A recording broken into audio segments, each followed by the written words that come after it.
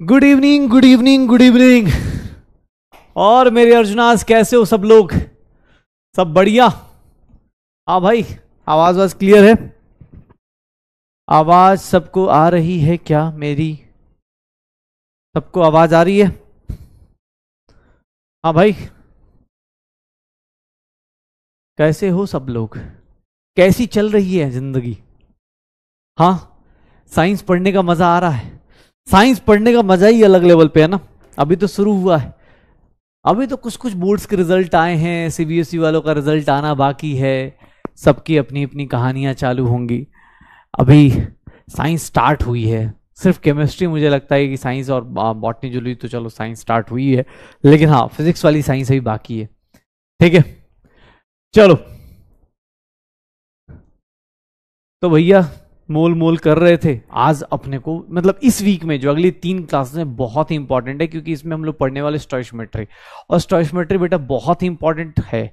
अगली वीक में chapter finish हो जाएगा, लेकिन ये तभी हो पाएगा जब आप चीजों को रिलेट करते हुए जाओगे, मतलब रिवाइज करके आओगे। जैसे मैं अगर सिर्फ और सिर्फ टॉपिक्स का नाम लूँ ना कि यार ये टॉपिक हमने कर लिया है, ये टॉपिक हमने कर लिया, तो आपको टॉपिक्स पता होने चाहिए कि हाँ यार मैं ये टॉपिक्स जानता हूँ, मुझे ये टॉपिक्स आते हैं, मुझे ये रिलेशंस आते हैं, जैसे लास्ट क्लास में हमने किया हुआ है। अगर मैं आपको पूरा चैप्टर एक बार ऐसे बस दिखाता हूं, और जो लोग भी अगर किसी की पहली क्लास है, ठीक है बेटा, तो भाई मानता हूं आपने पैसे अभी दिए हैं, लेकिन इसका मतलब ये नहीं, ऑब्वियसली ये 10वीं क्लास है बेटा आज, तो 10 क्लास का जो बैकलॉग है उसको फास्ट कवर करके आ जाइए। नोट्स आप लिखने में टाइम मत लगाइए, नोट्स का पीडीएफ ले लीजिए, लेकिन हाँ कवर करने की कोशिश कीजिए, क्योंकि ये सारे चैप्टर्स लिंक्ड होते हैं। तो अगर कोई पहली क्लास में आ गया तो प्लीज़ बेटा आप वो गलती ना करें। डायरेक्ट यहाँ पहुंचेंगे ना समझ में आने की पूरी गारंटी है। और आप ऐसा नहीं कि किसी भी, ऑब्वियस है आप कहीं भी जाएंगे तो दिक्कत आएगी, क्योंकि ये साइंस है, सब कुछ इंटरलिंक्ड है। ठीक है, यहाँ एक हफ्ता जो रिवाइज करके नहीं आता उसको नहीं आता है। जैसे आज की क्लास में जैसे जो चीज शुरू होगी, अगर कल रिवाइज करके नहीं आएगा तो बोलेगा सर मेरा मोए मोए हो गया। हाँ क्या भाई, चालू करें? देखो हम लोग बस एक बार टॉपिक्स देख लेते हैं। देखो किसी को पता चलता हो सर कितने दिन हम लोग, कितनी बार मिले? अभी 9 टाइम्स मिले, 9 दिन मिले हैं हम लोग।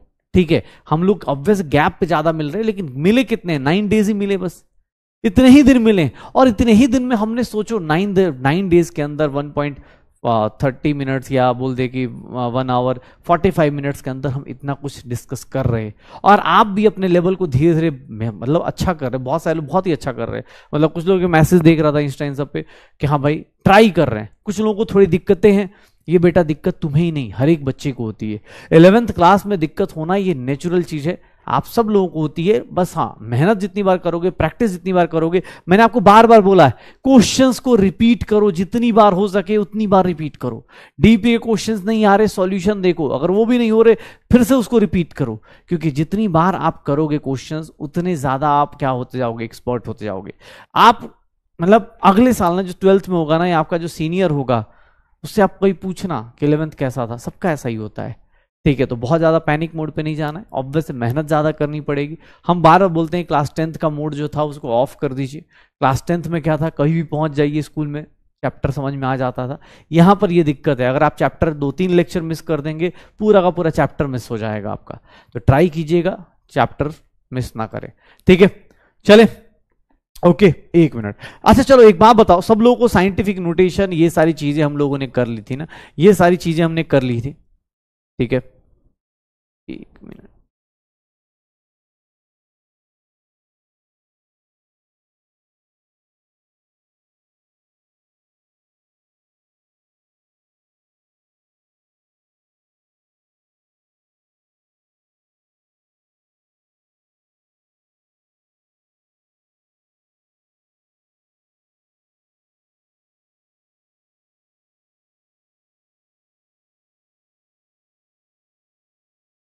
एक मिनट बेटा,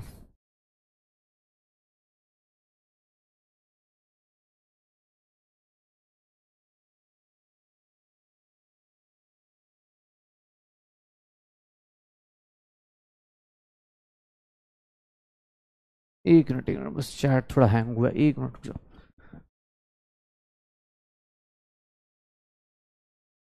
हाँ चलो अब ये ठीक है। चलो तो हम लोग, अरे बस बस ठीक है। हाँ भूत आ रहा है क्लास में, देख रहे हो भूत क्लास ले रहा है अभी। हाँ थोड़ा सा बोर्ड वो हो गया है। चलो मुझे ये बोला गया कि सर हमने लास्ट क्लास में कुछ कुछ चीजें सर स्टार्ट करी। सबसे पहली चीज हमने स्टार्ट करी थी मैटर से। मुझे याद है मैंने पहली क्लास में मैटर पढ़ाया था, लोगों को लग रहा था सर बहुत बेसिक हो रहा है, सॉलिड लिक्विड गैस।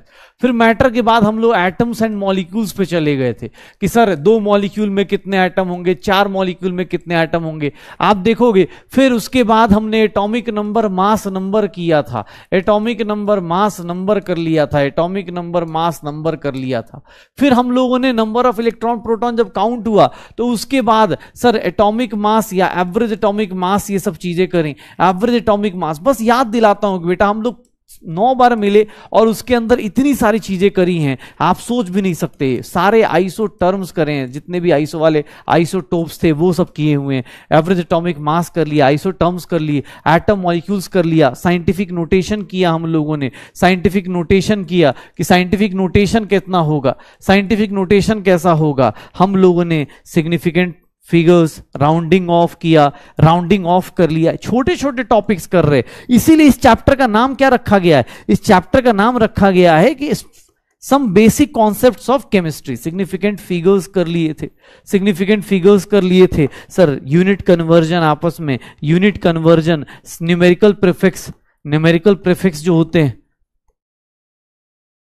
नैनो का मतलब क्या होता है, पीको का मतलब क्या होता है। चलो एक बात बताओ, चलो एक तुमसे क्वेश्चन पूछता हूं, एक क्वेश्चन पूछता हूं तुम सब लोगों से, एक सिंपल सा। ये जो मैंने 9 टर्म्स लिखे, 9 टर्म्स जो लिखे हैं, तुम्हें कितने याद आ रहे हैं? तुम लोग में जो लोग रेगुलरली क्लास अटेम्प्ट कर रहे हैं, जितने भी रेगुलरली क्लास अटेम्प्ट कर रहे हो, सब लोगों को याद आ रहा है? 9, ये जो 9 टॉपिक्स लिखे इसमें कितने याद आ रहे हैं? चलो बताओ कितने याद आ रहा है? ये मोल पे पहुंचा ही नहीं हूं मैं, अभी मोल पे पहुंचा ही नहीं हूं। कितने लोगों को याद आ रहा है? कितने लोगों को याद आ रहा है? 7 टॉपिक, 8 टॉपिक सर ये सारे याद आ रहे हैं, 9 टॉपिक कितने याद आ रहे हैं?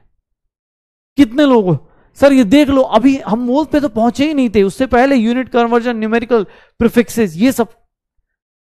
जिन लोगों के 9 आउट ऑफ 9 है बेटा बहुत अच्छी बात है। जिन लोगों के 9 आउट ऑफ 9 है, मैं सच बता रहा हूं आपको, अगले मतलब 1 साल छोड़ो तो अगले 2 साल तक कोई टेंशन नहीं होगी, क्योंकि सच बता रहा हूं जो लोग क्लास अटेंड कर रहे हैं और लोग क्लास को अच्छे से फॉलो कर रहे हैं, दिक्कत यहां पर यही है। मैं मतलब बुरा मत मानना, क्लास 10th नहीं है, क्लास 10th आपको पता भी नहीं चल रहा। 9 क्लास में ये जितना बड़ा लेक्चर हो गया, इतने में 2-3 चैप्टर उड़ जाते हैं केमिस्ट्री के या फिजिक्स के, लेकिन यहां पर एक चैप्टर नहीं खत्म हो पा रहा।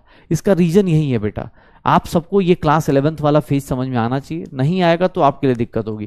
प्लीज देख लीजिए, इसके बाद हमने स्टार्ट किया था मोल कॉन्सेप्ट, और मोल कॉन्सेप्ट करने पे हमने पता किया कि भैया मोल में अलग अलग कॉन्सेप्ट्स हैं। कैसे सर? मोलर मास अलग चीज होती है, मोलर मास अलग होता है, मोलर वॉल्यूम अलग होता है, मोलर वॉल्यूम अलग होता है। फिर हमने बात करा कि सर नंबर ऑफ पार्टिकल्स का कॉन्सेप्ट अलग होता है, नंबर ऑफ पार्टिकल्स का कॉन्सेप्ट अलग होता है। नंबर ऑफ पार्टिकल्स में अलग अलग चीजें आती हैं, मॉलिक्यूल्स आता है, मॉलिक्यूल्स आते हैं, एटम्स आते हैं, और इन दोनों से इलेक्ट्रॉन, प्रोटॉन और न्यूट्रॉन्स भी लिंक किए जाते हैं। ये सारी चीजें हमने करी थी, इलेक्ट्रॉन, प्रोटॉन, न्यूट्रॉन्स हमने लिंक किया था।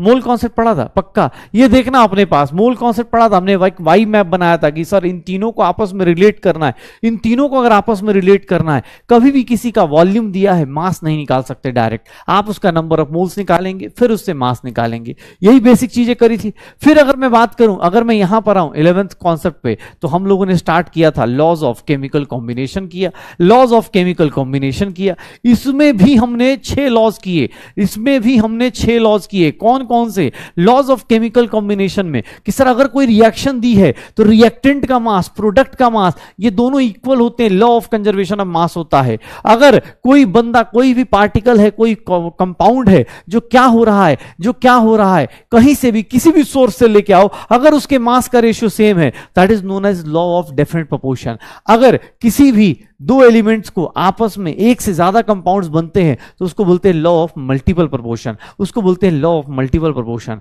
अगर 3 एलिमेंट्स आपस में कंपाउंड बना रहे हैं तो उसको बोलते हैं लॉ ऑफ रेसिप्रोकल प्रोपोर्शन। और Gay Lussac's law of gaseous volume and Avogadro's law, हमने 6 लॉज करे थे, ये सारे के सारे लॉज हमने कर लिए थे, लॉज ऑफ केमिकल कॉम्बिनेशन कर लिया था।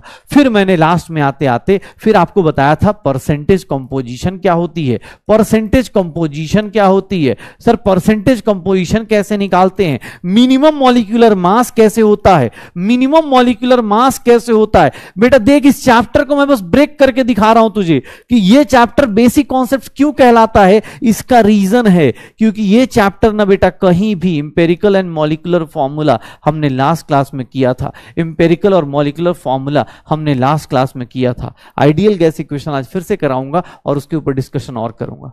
ये देख लो सर, यहां से चैप्टर अब अपने पास 10, 11, 12, 13 इनमें से मुझे सर आप अपने आप से ऑनेस्टली सोचिएगा कहां पर किस तरह की गलती कर रहे।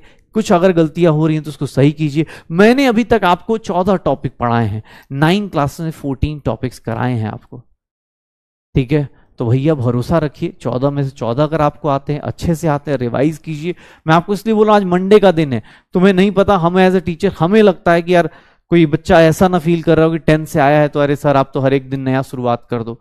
बेटा ये सब चीजें रिलेटेड होती हैं, ये क्लास 11th है, यहाँ हर एक चीज रिलेटेड है। आप देखो ना, हर एक चीज आपको आइसोटोप्स में, आइसोबार्स में, ये सब चीजें एक एक करके सब कुछ रिलेटेड चलता चला जाएगा।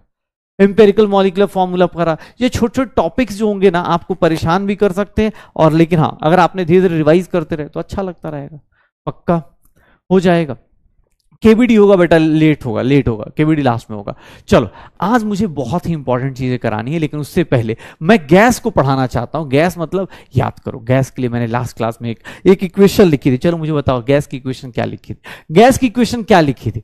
ये टोटल टॉपिक्स हमने किए हुए हैं। हाँ टोटल टॉपिक्स। एक बोला सर सीरियस होना है क्या? नहीं बेटा मजाक चल रहा है। मेरा क्या है हमारा क्या है, कोई दिक्कत नहीं, ठीक है। पीडब्ल्यू में अच्छी बात पता है क्या है कि पीडब्ल्यू में हर एक लोगों के लिए हर एक टाइप की वैरायटी के बैचेस हैं। अर्जुना 1.2 आता है, अभी 2.2 आएगा आपको मई के आसपास, मई में आ जाएगा। जो बच्चे बैकलॉग में होंगे वो 2.0 में, फिर 3.0, उसमें ही बैकलॉग होगा तो 3.0, फिर 4.0, फिर 5.0, ठीक है। सब चलता रहेगा, तो गलती नहीं करनी है। अगर आप इस बैच से स्टिक दो, जो लोग भी स्ट्रिक्टली फॉलो कर रहे हैं चुपचाप करते रहना फॉलो, ठीक है। वेरी गुड, क्या बात है यार। PV is equals to NRT, बहुत बढ़िया। मतलब अगर मैं ऐसा लिख देता हूं, ध्यान से सुनिएगा, PV is equals to NRT, किसी को कोई दिक्कत है? मैंने आप सबसे एक बात बोली थी, प्रेशर का कन्वर्जन बताया था लास्ट क्लास में, वॉल्यूम का कन्वर्जन बताया था, नंबर ऑफ मोल्स का कन्वर्जन बताया था। सर नंबर ऑफ मोल्स निकालना आता है, आर की वैल्यूज बताई थी मैंने आपको। आर की वैल्यूज बताई थी कि आर क्या है? यूनिवर्सल गैस कांस्टेंट है। यूनिवर्सल क्या है? यूनिवर्सल गैस कांस्टेंट होने वाला है आर। आर की वैल्यू क्या होती है? 8.314, या हम बोल सकते हैं 8.314। ये क्या होगा? 25/3। सर 25/3 इसको क्या लिख देंगे? जूल्स पर केल्विन पर मोल, ये ले सकते हैं। या फिर 0.0821 इसको हम लोग, या फिर इसी को हम लोग 1/12 ले सकते हैं, लीटर एटीएम पर केल्विन पर मोल। मैंने लास्ट क्लास में ये सारी वैल्यूज लिखवाई थी, और यहां पर 2 कैलोरी पर केल्विन पर मोल भी लिया जा सकता है। आर की वैल्यू ऐसे बताई गई थी। प्रेशर के केस में मैंने बताया भी था कि प्रेशर के अलग अलग यूनिट होते, एमएमएचजी होता है, प्रेशर का टॉर होता है, प्रेशर का एटीएम होता है, प्रेशर का बार होता है, आपस में कन्वर्जन बताया गया था आपको, पास्कल होता है, प्रेशर का अपने पास न्यूटन मीटर पर स्क्वायर होता है, -2 होता है। ऐसा सब कुछ बताया गया था। पक्का ये सब याद आ रहा है? कुछ ऐसे गजनी वाली यादाश्त वापस आ रही है? लग रहा है कि हाँ ऐसे देख के तुझे देखा तो ये जाना सनम सिलेबस में कराया था, है ना? ये सब याद आ रहा है? पक्का ना भाई? ऐसा तो नहीं, या ऐसा तो नहीं हो रहा कि अरे भाई ये क्या चीज है यार, ये तो एकदम ही मतलब जज्बात बदल दिए, हाँ मौसम बदल दिया एक हफ्ते में, ये सब क्या चल रहा है? एक तो बोला 14 टॉपिक कब हुए मुझे पता नहीं चल रहा हो भाई। हाँ बेटा, ये एक्चुअली इस चैप्टर का नाम है some basic concepts of chemistry. तो यहाँ पे छोटे छोटे टॉपिक्स होंगे और ये सब इकट्ठे हो जाएंगे, एक साथ इकट्ठे होते रहेंगे। जैसे आज मैंने काउंट करा 14 टॉपिक, जैसे आइडियल गैस इक्वेशन मेरे लिए 15 टॉपिक है, ठीक है। कोई बोले चैप्टर, भाई चैप्टर ये छोटे छोटे टॉपिक्स को पढ़ाने वाला है, ठीक है। हाँ चलो याद कराते हैं। पीवी इज इक्वल टू, अब मैं बहुत डिफिकल्ट पढ़ाऊंगा, देख लेना है। पीवाई क्यूज करवा दूंगा यार, रुक जाओ रुक जाओ रुक जाओ रुक जाओ, करवाता हूं ना अभी, अभी करवाता हूं, अभी कुछ रुक जाओ, ठीक है। कुछ दिन इसलिए रुक जाओ क्योंकि अगले मंडे को जब अभी एग्जाम होगा ना, ये अभी 5 मई को एग्जाम है बेटा, नीट 2024 का, ठीक है। तो कुछ लोगों को समझ में आएगा कि टीचर आखिर अलग सर इतना भरोसा हम लोगों के ऊपर क्यों करते हैं। हाँ चलो देखो, बेसिक से शुरू करते हैं फिर से एक बार और देखते हैं यहां पर क्या है। सर एक बात बताऊं, PV is equals to, sir number of moles को क्या लिख सकते हो, गिवन मास अपॉन, सर देखना आज क्या पढ़ने वाले हैं, given mass upon molar mass R into T लिख सकते हैं। ए भैया देख लो, गिवन मास, डब्ल्यू मतलब क्या हो गया सर, डब्ल्यू मतलब गिवन मास, याद रखिएगा अभी से लेकर 12 तक गिवन मास, एम मतलब मोलर मास, देख लीजिए ऐसा लिख सकते हैं क्या आप लोग, ऐसा लिख सकते हैं क्या, नंबर ऑफ मोल्स का फॉर्मूला ये लगा सकते हैं। अच्छा आपने ऐसा क्यों किया, क्योंकि मुझे मजा नहीं आ रहा। एक्चुअली देखो भैया, पिछली क्लास में मैंने आपको ये इक्वेशन बता दी थी, आइडियल गैस इक्वेशन ये बता दी थी। साइंस में दिक्कत क्या है कि साइंस में एक ही चीज के 2-3 तरीके होते हैं सर, 2-3 तरीके होते हैं। क्या है तरीका सर, डब्ल्यू बाई एम, ये मास बाई वॉल्यूम को क्या बोलता है भाई, मास बाई वॉल्यूम को क्या बोलते हो, अरे डेंसिटी बोलते हो क्या, डेंसिटी बोलते हो क्या, PM is equals to sir density R into T, sir ये भी क्या है, एक आइडियल गैस इक्वेशन का तरीका है। डी क्या होगा, डेंसिटी ऑफ गैस लिख सकते हो। हाँ भैया देख लो, जिंदगी देख रहे हो कैसे चल रही है। PV is equals to NRT, sir इसको ये भी तो लिख सकते हैं। किसी को दिक्कत, हाँ ये दिक्कत होती है क्या, अरे देख रहे हो कितना डिफिकल्ट मैथ पढ़ा दिया, मास अपॉन वॉल्यूम को डेंसिटी लिख दिया यार। ये कॉन्सेप्ट सोच रहे हो कितना हेवी कॉन्सेप्ट है, मुझे खुद को सदमा लग गया इसको देख के। ये देख रहे हो डेंसिटी लिख दिया मैंने, मास अपॉन वॉल्यूम को, गिवन मास अपॉन वॉल्यूम को डेंसिटी, एम क्या है मोलर मास, एम क्या है मोलर मास। ए भाई देखना, अरे हाँ सर लिखना है, अब उसी इक्वेशन को, लास्ट वाली क्लास का इक्वेशन ही आगे चल रहा है। और अब यहां पे मैं डिफिकल्ट बातें करूंगा, डेंसिटी ऑफ गैस कोई पूछेगा तो मैं डेंसिटी ऑफ गैस का फॉर्मूला लिख सकता हूं, प्रधानमंत्री अपॉन राष्ट्रपति, ऐसा भी लिख सकता हूं पीएम अपॉन आरटी, प्रधानमंत्री अपॉन राष्ट्रपति, ठीक है हो जाएगा। केबीडी बेटा लास्ट में करा दूंगा, ठीक है जल्दी जल्दी। बहुत बढ़िया यार, एक बच्चा बहुत शानदार आया है, सोचो उसने सारा बैकलॉग खत्म कर लिया है और अभी ये फिर से आज से लाइव क्लास ज्वाइन किया, बहुत बढ़िया बेटा, क्या बात है, बहुत बढ़िया। चलो डेंसिटी ऑफ गैस, देखो ऐसे भी लोग एग्जांपल्स हैं यार, ठीक है। Density of gas, density of gas क्या होगा, किसी कोई पूछ दे, सर देखिएगा बेसिक बहुत तगड़ा मैथ आने वाला है। सर मैं देखूं, मैं तुम्हें क्या बोला, मैंने बोला आइडियल गैस इक्वेशन होता है PV is equals to NRT. एक बच्चे ने बोला सर मैं ऐसे लिखेगा, लिख दिया भाई। अब बोल रहा है सर मैं ऐसे लिखेगा, लिख दिया। अब बोल रहा है कि सर मैं डेंसिटी ऑफ गैस के बारे में बताइए, तो पीएम अपॉन आरटी। एक बात बताना, सुनो ना, एक बात बताना, एक बात बताओ सर, मैं आइडियल गैस इक्वेशन को, आइडियल गैस इक्वेशन को ऐसे लिख रहा हूं, एक इक्वेशन को ऐसे लिख रहा हूं। चलो मुझसे पूछा गया डेंसिटी पीएम अपॉन आरटी, यही होगा सर। चलिए ये देखिए, अब देखिए डेंसिटी की बात कर रहे हैं, डेंसिटी की बात कर रहे हैं सर, ये क्या है मोलर मास है, ये क्या है आर कांस्टेंट है, मोलर मास चेंज होता नहीं टेम्परेचर प्रेशर से, मोलर मास तो सेम ही रहता है। मैं ऐसा बोल सकता हूं क्या कि डेंसिटी ऑफ गैस जो होगा, डेंसिटी ऑफ गैस जो होगा डायरेक्टली प्रोपोर्शनल टू प्रेशर होगा, डायरेक्टली प्रोपोर्शनल टू प्रेशर होगा, इनवर्सली प्रोपोर्शनल टू टेम्परेचर होगा। ये कितने लोग लिख सकते हैं, समझ सकते हैं सर, मोलर मास और आर चेंज होता नहीं, मोलर मास फिक्स रहता है, पानी का मोलर मास सेम रहेगा, आर क्या है यूनिवर्सल गैस कांस्टेंट, वो फिक्स रहेगा। तो डेंसिटी क्या रहेगा सर, प्रेशर अपॉन टेम्परेचर रहेगा। अरे तुमने CO2 बोला तो CO2 का मोलर मास तो फिक्स ही रहेगा ना, मोलर मास कितना हो गया 44 ग्राम, ये तो फिक्स्ड है, आर की वैल्यू भी फिक्स्ड है। तो सर CO2 की डेंसिटी कोई पूछे तो सर डेंसिटी किस पे डिपेंड करेगी, प्रेशर के डायरेक्टली प्रोपोर्शनल, टेम्परेचर के इनवर्सली प्रोपोर्शनल। ए भैया देख लो, अगर मैं तुमसे बोलूं कि भैया ये देखना, अगर मैं बोलता हूं डेंसिटी ऑफ, ये देखना, अगर ये क्वेश्चन देता हूं, ओ भैया देखो बहुत हार्ड क्वेश्चन दे रहा हूं, ये देखिएगा एक बहुत हार्ड क्वेश्चन,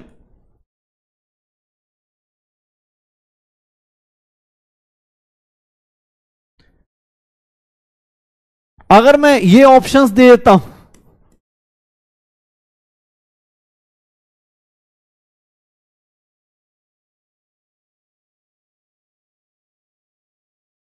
ये क्वेश्चन का आंसर बताइएगा।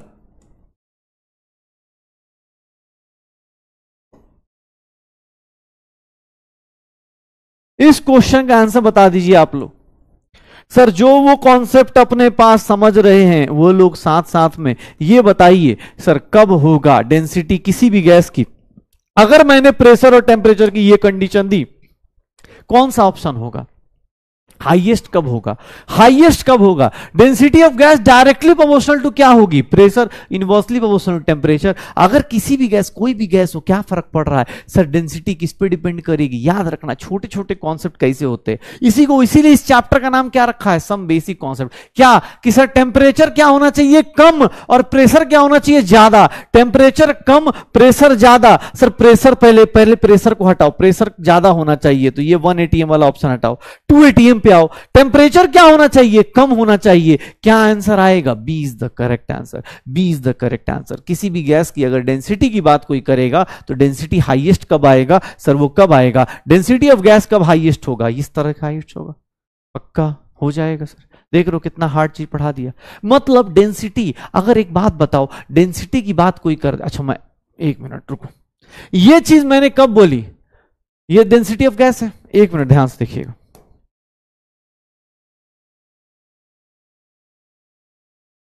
ये स्टेटमेंट बताइएगा।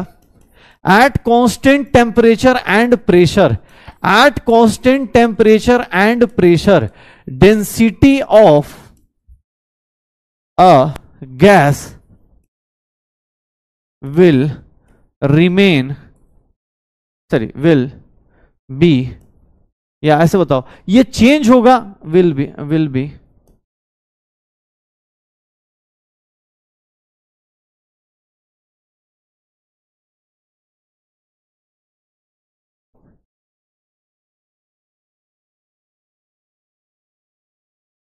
कोई गैस लिया,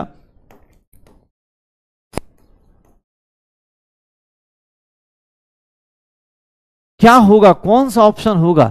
कौन सा ऑप्शन होगा? बताओ कौन सा ऑप्शन होगा? कौन सा ऑप्शन होगा? अगर तुमने टेम्परेचर और प्रेशर कांस्टेंट कर दिया, अगर तुमने टेम्परेचर और प्रेशर कांस्टेंट कर दिया, अगर तुमने टेम्परेचर और प्रेशर कांस्टेंट कर दिया, तो भैया क्या होने वाला है? Eight constant temperature and pressure पे डेंसिटी ऑफ गैस, टेम्परेचर और प्रेशर कांस्टेंट कर दिया। Sir pressure of gas, temperature of gas constant है, कोई भी दुनिया का गैस होगा उसका डेंसिटी क्या हो जाएगा? कांस्टेंट, क्योंकि मोलर मास, ये कांस्टेंट, ये कांस्टेंट, ये कांस्टेंट, सब कांस्टेंट, भैया चेंज ही नहीं होगा, चेंज ही नहीं होगा। तो चेंज नहीं होगा तो क्या आंसर आ जाएगा? सी आ जाएगा। तो बेटा देखो, एग्जाम में ना दो टाइप के क्वेश्चंस होते हैं, एक होता है न्यूमेरिकल पूछ लेगा, जैसे मूल कॉन्सेप्ट में डायरेक्ट न्यूमेरिकल आ रहा था, यहां पर एक छोटा छोटा कॉन्सेप्ट है कि सर ये क्या होगा, ये क्या होगा। आइडियल गैस इक्वेशन को ऐसे भी लिख सकते हैं, ऐसे भी लिख सकते हैं, ऐसे भी लिख सकते हैं। डेंसिटी ऑफ गैस कैसे फ्लक्चुएट करती है, पक्का कर लोगे। अब मैं हार्ड चीज पढ़ा दूं, एक बहुत हार्ड चीज पढ़ा दूंगा, तुम लोग बेहोश हो जाओगे, मैं सच बता रहा हूं। एक बहुत हार्ड चीज पढ़ा दूंगा, तुम लोग देख लेना, तुम्हें एकदम हवा में निकल जाएगा। देखना भाई, पहले देखो, अरे सुन लो भाई, ये सब समझ गए, कैसे समझ गए नहीं समझ में आ रहा हमें। प्रेशर के डायरेक्टली प्रोपोर्शनल टेम्परेचर की, अगर सब कुछ कांस्टेंट है फिर डेंसिटी ऑफ गैस क्या रहेगी? कांस्टेंट रहेगी। अब मैं एक हार्ड चीज पढ़ाता हूं, ध्यान से देखिएगा, पकड़िएगा हेवी चीज क्या मिलने वाली, हेवी चीज क्या मिलने वाली, हेवी चीज क्या मिल, अरे भाई मोलर मास चेंज नहीं करता। ऐसा थोड़ी ना होता है कि तेरा अभी गर्मी का टाइम है तो सर मेरा मास कम हो गया, मैं थोड़ा सा पिघल गया सर।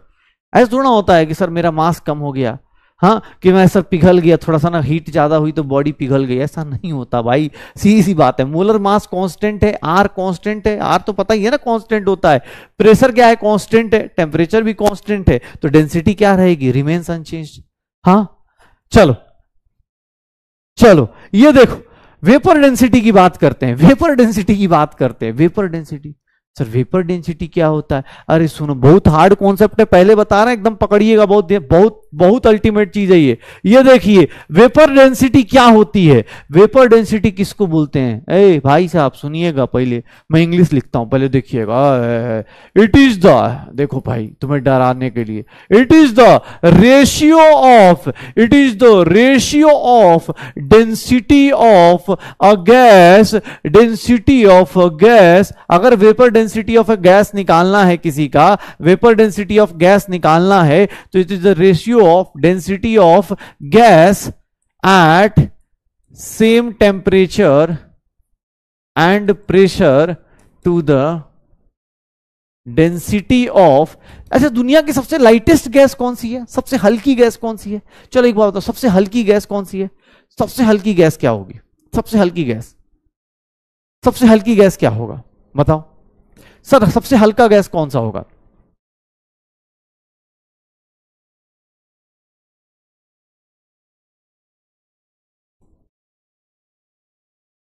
मतलब वेपर डेंसिटी क्या है? दो लोगों की डेंसिटी का, हाइड्रोजन गैस, हाइड्रोजन गैस सबसे हल्का गैस होगा ना, हीलियम का मास 4 हो जाता है। हाइड्रोजन गैस क्या होगा? H2 होगा ना, तो इसका मास कितना आएगा? 2 ग्राम। हीलियम को देखोगे तो हीलियम अकेला ही रहेगा, लेकिन उसका मास कितना होगा? 4 ग्राम। मोलर मास देख रहे हो sir? Molar mass, molecular mass दोनों का हाइड्रोजन इज सबसे छोटा, सबसे lightest gas. Hydrogen gas lightest gas होता है। ध्यान सुनना, डेंसिटी सुनो सुनो सुनो, वेपर डेंसिटी कुछ नहीं होता, वेपर डेंसिटी कुछ नहीं होता। क्या होता है? किसी गैस का वेपर डेंसिटी निकालने गए, किसी गैस का कोई बोल दे वेपर डेंसिटी को, अगर तुमसे एकदम कोई पूछे ना, एकदम भाई कि एकदम गांव वाले आदमी को सिखाना, तो क्या है कि दुनिया का सबसे हल्के गैस के रिस्पेक्ट में, सुनना ध्यान से, वेपर डेंसिटी क्या बताता है कि दुनिया का सबसे हल्का गैस हाइड्रोजन गैस के रिस्पेक्ट में सामने वाले गैस का क्या डेंसिटी है। मतलब अगर मैं बोलूं मेरा वेपर डेंसिटी 10 है, मतलब सर मेरी डेंसिटी हाइड्रोजन की डेंसिटी के रिस्पेक्ट में 10 टाइम्स ज्यादा है। ध्यान सुना, वेपर डेंसिटी क्या है? It is the ratio of density of a gas at same temperature and pressure to the density of hydrogen gas at the same temperature and pressure. ये क्या बताना चाहता है वेपर डेंसिटी? कि सर सामने वाला गैस हाइड्रोजन गैस के respect में कितना हैवियर है, उसकी डेंसिटी कितनी ज्यादा है, कितनी कम है। ध्यान सुनना, vapour density of a gas निकालना है, वीडी ऑफ अ गैस निकालना है, तो मैं क्या करूंगा? Density of gas at same temperature and pressure रखूंगा, एट सेम टेम्परेचर प्रेशर जो भी हो, याद रखिएगा टेम्परेचर प्रेशर सेम रखना है, और density of hydrogen gas at same temperature and pressure रख दूंगा। कोई दिक्कत? हाँ सर ये कैसे निकालेंगे? अरे बेटा बस ये 2 सेकंड का काम नहीं है। ये देखो डेंसिटी का फॉर्मूला क्या होता था? डेंसिटी इज नथिंग, PM/RT होता था क्या? टेम्परेचर और प्रेशर सेम है, टेम्परेचर और प्रेशर सेम है, वेपर डेंसिटी ऑफ गैस निकालने जाओगे sir, pressure molar mass of gas upon RT, ये हो गया, divide by pressure molar mass of hydrogen gas divide by RT। Temperature pressure same है sir, सब कुछ कैंसिल आउट हो जाएगा। Molar mass of gas, molar mass of hydrogen, और ये डेरिवेशन तुम्हें जरूरत हो चाहे ना हो, किसी भी गैस का वेपर डेंसिटी निकालते हो, molar mass of gas divided by कितना हो जाता है? 2। ये फॉर्मूला याद रखना। अगर किसी को डेरिवेशन से एकदम ही नफरत हो, एकदम लगे नहीं नहीं नहीं सर मैं डेरिवेशन नहीं करता जिंदगी में, तो बेटा तू कुछ नहीं, वो लास्ट का फॉर्मूला याद रखियो कि किसी भी गैस की वेपर डेंसिटी कोई बोले तो उस मोलर मास अपॉन 2 कर दो, मोलर मास अपॉन 2 कर दो। सर वेपर डेंसिटी क्या होती है? डेंसिटी का रेशियो होता है किसके रिस्पेक्ट में? दुनिया का सबसे लाइटेस्ट एलिमेंट के रिस्पेक्ट में, सबसे हल्के एलिमेंट के, सबसे हल्का गैस के रिस्पेक्ट में, सबसे हल्के गैस के रिस्पेक्ट में। कौन सा सर सबसे हल्का गैस? कौन सा? Hydrogen gas. Temperature pressure same रहेगा, तो टेम्परेचर प्रेशर सेम रहा, ये RT कैंसिल, प्रेशर सेम रहा, प्रेशर सेम रहा। अलग क्या हुआ? इस गैस का मोलर मास और हाइड्रोजन गैस का मोलर मास अलग, तो यही होगा ना, मोलर मास ही अलग होगा। तो देख ले भाई, molar mass of gas divide by molar mass of hydrogen. Vapour density एक रेशियो है किसके बीच की? 2 डेंसिटी ऑफ गैसेस के बीच की, एक डेंसिटी ऑफ गैस और दूसरी डेंसिटी हाइड्रोजन गैस की। पक्का? अरे कुछ नहीं भाई, आर क्या होता है? आर तो बेटा आर होता है, आर क्या होता है? आर तो आर होता है, यूनिवर्सल गैस कांस्टेंट।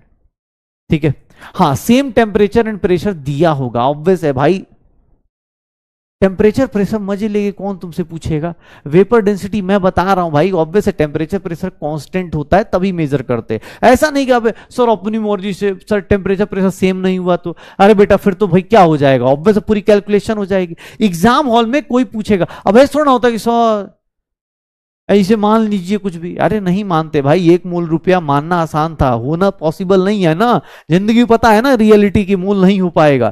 ठीक है, डेरिवेशन स्कूल में नहीं आएगा, ये सब स्कूल में नहीं आएगा, टेंशन मत लो। हाँ ठीक है बेटा, molar mass of hydrogen gas कितना आएगा, कोई पूछ रहा है 2 कहां से आया, molar mass of hydrogen gas है, मोलर मास भूल गए, मैं भूल जाऊंगा तुम्हें, सच बता रहा हूं, ब्रेकअप हो जाएगा अपना। मोलर मास 2 कहां से आया, molar mass of hydrogen gas क्या लेगा भाई, पूछ रहा है 2 कहां से, अबे 2, बुरा लगता है यार, दिल से बुरा लगता है, इसे करोगे कि 2 कहां से आया, चमत्कार। अरे नहीं यार, गलत बात है यार, बुरा लगता है भाई, 2 कहां से आया, 2 कहां से आया, 2 भाई मोलर मास ऑफ, अच्छा मैं तो भूल ही गया आज मंडे है। हाँ मंडे को थोड़ा टाइम लगता है अपने बैच को जगने में, छुट्टी देनी ही नहीं चाहिए इन लोगों को। 2 कहां से आया, अब ये मत बोल देना कि भाई एम से एम काट दो सर, कि सर एम से एम काट दो, गैस बाई H2 लिख दो भाई, थोड़ा सा है, ऐसा मत करना यार, ऐसा मत करो यार, दिल से बुरा लगता है इंसान को। हो जाएगा। हाँ किसी भी, देखो एक सिंपल सी चीज है, कोई सिंपल सा बोले वेपर डेंसिटी, इसका मतलब हाइड्रोजन गैस, सबसे दुनिया का हल्का गैस कौन सा है, हाइड्रोजन गैस। अब मैं तुमसे एक सिंपल सा पूछता हूं, एक बात बताओ, वेपर डेंसिटी क्या है, तो रेशियो है किसका, कोई भी गैस लो, मान लो CO2 गैस लेते हो, तो density of CO2 gas at same temperature and pressure. अब बार बार डिराइव थोड़ा ना करूंगा सर, वो लास्ट में याद रखूंगा कि सर ये बताता है, जैसे CO2 गैस का वेपर डेंसिटी निकालोगे, CO2 गैस का वेपर डेंसिटी निकालोगे, vapour density of CO2 gas निकालने जाओगे तो कितना होगा, molar mass of CO2 upon 2, ये कितना हो गया 44 अपॉन 2, सर ये कितना हो गया 22। सर वेपर डेंसिटी ये क्या बता रहा है कि सर CO2 जो है, CO2 गैस जो है वो 22 टाइम्स हेवी डेंसिटी है, 22 टाइम्स ज्यादा डेंसिटी है उसकी, किसके रेस्पेक्ट में, हाइड्रोजन गैस के रेस्पेक्ट में, 22 टाइम्स ज्यादा डेंसिटी है किसके रेस्पेक्ट में, हाइड्रोजन गैस के रेस्पेक्ट में। इसका मीनिंग ये होता है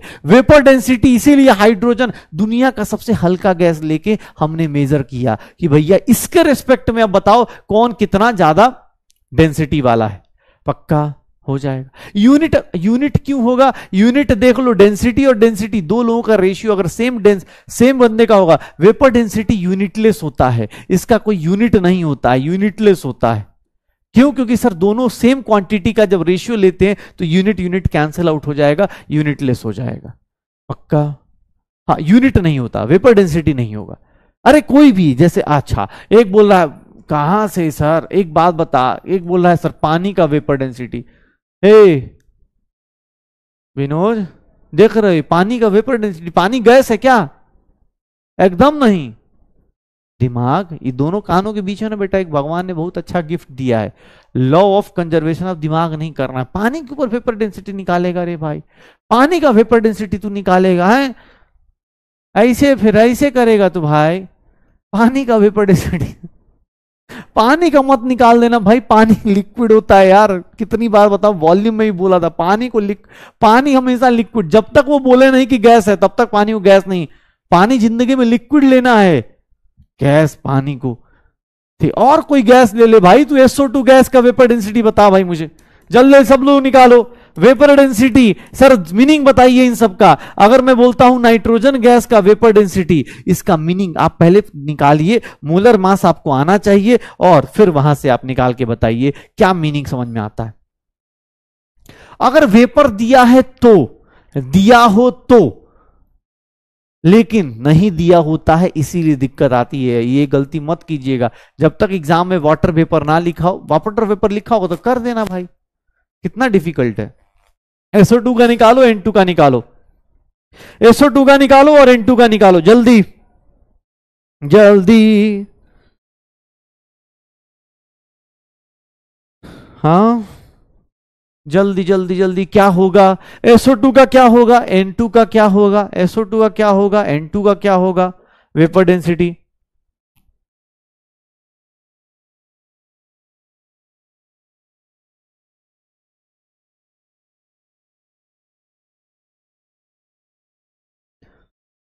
वेपर डेंसिटी SO2 का सर, इसका मोलर मास कितना है सर? 2064 अपॉन 2, 32 हो जाएगा। बताइए, इतना डिफिकल्ट चीज आज बता दी मैंने शुरुआत में आते आते। हाँ, अच्छा एक बात बताओ, वेपर डेंसिटी किसी का ज्यादा है, अगर मैं एक बात बोलता हूं वेपर डेंसिटी किसी का ज्यादा है, देखना, चलो मुझे स्टेटमेंट का मीनिंग बताना। वेपर डेंसिटी अगर किसी का हाई है, वेपर डेंसिटी हाई, तो उसका मोलर मास क्या होगा? उसका मोलर मास क्या होगा? हाई होगा या लो होगा? वेपर डेंसिटी हाई, तो उसका मोलर मास क्या होगा? हाई होगा या लो होगा? पहले ये बताओ, वेपर डेंसिटी हाई मतलब मोलर मास क्या होगा? हाई होगा या लो होगा? वो भी हाई होगा, क्योंकि वेपर डेंसिटी हाई है मतलब मोलर मास भी हाई है। बहुत बढ़िया। और डेंसिटी, उसका मतलब उसका ऑब्वियस डेंसिटी ऑफ गैस भी क्या होगा? उस गैस की डेंसिटी भी क्या होगी? हाई होगी। डेंसिटी ऑफ गैस क्या होगी? हाई होगी। तो याद रखिएगा, एग्जाम हॉल में ये सब छोटे छोटे लाइंस को आपस में रिलेट किया जा सकता है कि अगर कोई हेवियर गैस है जिसका मोलर मास गैस का ज्यादा है, तो उसका सर वेपर डेंसिटी भी हाई होगा, उसका मोलर मास भी हाई होगा, उसकी डेंसिटी भी हाई होगी। वेपर डेंसिटी इज नथिंग, दुनिया का सबसे हल्के गैस के रिस्पेक्ट में आपकी डेंसिटी कितनी ज्यादा टाइम्स है, जैसे इसकी 22 टाइम्स है, इसकी 32 टाइम्स है, इसकी 14 टाइम्स है। और जो हमारे भैया जो वाटर के ऊपर भीड़े पड़े हैं, देख लीजिए वाटर वेपर लिखा है, वेपर लिखा है, तो सर इस केस में ले भाई तू खुश हो जा, वाटर वेपर का निकाल दिया मैंने 9। हाँ, लेकिन वाटर वेपर लिखा हो तभी, या फिर एग्जाम हॉल में ऐसे लिखा हो H2O एट 373 केल्विन, सर इससे कम पे होगा नहीं लेना है। पानी लिक्विड होता है भाई, पानी लिक्विड होता है। लेकिन कुछ लोगों की आत्मा शांत नहीं हो रही तो निकाल दिया 9, लो भाई खुश हो जाओ, पानी का भी निकाल देना। लेकिन हाँ, पहले कंडीशन बता रहा हूं गैस के लिए, ये जितना आइडियल गैस इक्वेशन, ऐसा नहीं ideal gas equation sir solid पे लगा रहे हैं, आइडियल गैस इक्वेशन गैस के लिए। अभी जो भी पढ़ रहे थे लास्ट क्लास में वो गैस की बात कर रहे थे। गैस प्रेशर ऑफ गैस होता है, ठीक है ना? ध्यान हो जाएगा, पक्का हो जाएगा, श्योर हो। अरे एक बात बताओ, वेपर डेंसिटी, ये डेंसिटी ऑफ गैस निकाल सकते हो, वेपर डेंसिटी निकाल सकते हो, चीजें कर लोगे। अच्छा देखो, तुम्हें मैथ आता है, मैं पूछूं तुमसे कि मैथ आता है, तुम बोलोगे आता है ना? अभी 10th, अभी तो मैथ छोड़ के आए हो यार, अभी छोड़ के आए हो, बता दोगे? हाँ बता दोगे। एक सिंपल चीज ये भाई देखो, PV is equals to NRT। चलो एक बेसिक मैथ की बात करते हैं, सुनिएगा, एक बहुत हेवी लाइन बोलने जा रहा हूं, बहुत हेवी लाइन बोलने वाला हूं। बेसिक मैथ्स अभी फिजिक्स में भी हो ही रहा है। हाँ, किसने सही याद दिलाया। हाँ भाई तुम्हें मैथ्स आता है, बेसिक मैथ्स आता है। कौन है नो सर भाई? कौन है नो सर? आयुष सर को कॉल करूं क्या? नो सर कौन है भाई? डर नहीं लगता तुझे? अभी देख भाई, ये देखना, ये देखो, पंगा नहीं लेने का इधर से, ऑनलाइन थप्पड़ उधर पहुंच जाएगा, ठीक है? हाँ ये देखो, PV is equals to NRT दिया है। अब मैं देखना एक लाइन लिख रहा हूं, अब सब लोग देखिएगा। Eight constant temperature and number of moles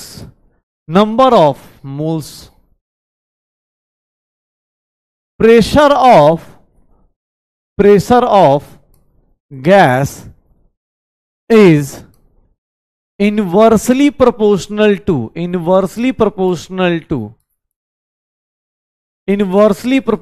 to volume.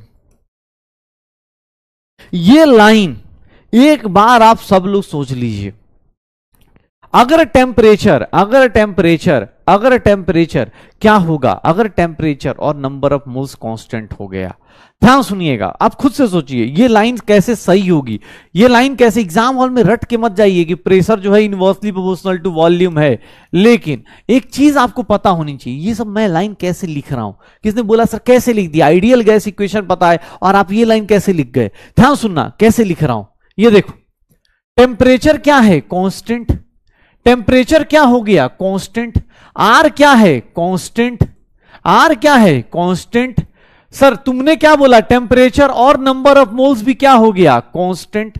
मतलब एक बात बताओ, ये सब कांस्टेंट हो गई, इनकी वैल्यू चेंज नहीं कर रही। टेम्परेचर कांस्टेंट है, नंबर ऑफ मोल्स कांस्टेंट है। टेम्परेचर कांस्टेंट है, नंबर ऑफ मोल्स कांस्टेंट है। तो भैया ये देख लो अपने पास, sir pressure into volume, pressure into volume क्या हो गया? कांस्टेंट हो गया क्या? क्यों? क्योंकि इधर सब कुछ ही कांस्टेंट हो गया। चाहे अगर किसी को लगता हो तो P is equals to N R T by V लिख सकते हैं। ये देख लो प्रेशर, ये कांस्टेंट है, ये कांस्टेंट है। Pressure is inversely proportional to volume हो गया। Pressure is inversely proportional to volume हो गया। याद रखना, कोई भी अगर तुमसे इस इक्वेशन को, अब मैं इसी का, ये पता है बेटा कौन सी चीज है? ये जो मैंने लाइन लिखी, ये किसने बोली थी? ये जो लाइन है इसी को हम लोग बोलते हैं, इसी को हम लोग बोलते हैं बॉयल्स लॉ।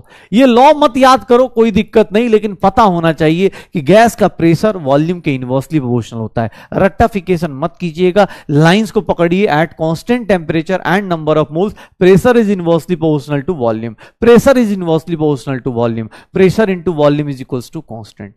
इनवर्स प्रोपोर्शनल का ग्राफ कैसा होता है? इनवर्स प्रोपोर्शनल का ग्राफ कैसा होता है? अगर दो लोग आपस में इनवर्सली प्रोपोर्शनल होते हैं, मतलब प्रेशर बढ़ाइएगा तो वॉल्यूम कम होगा, वॉल्यूम बढ़ाइएगा प्रेशर कम होगा। सर इनका ग्राफ रेक्टेंगुलर हाइपरबोला होता है। अगर आपने बेसिक मैथ्स में पढ़ा हो, ऐसा कुछ पढ़ा होगा, रेक्टेंगुलर हाइपरबोला होता है, रेक्टेंगुलर हाइपरबोला होता है।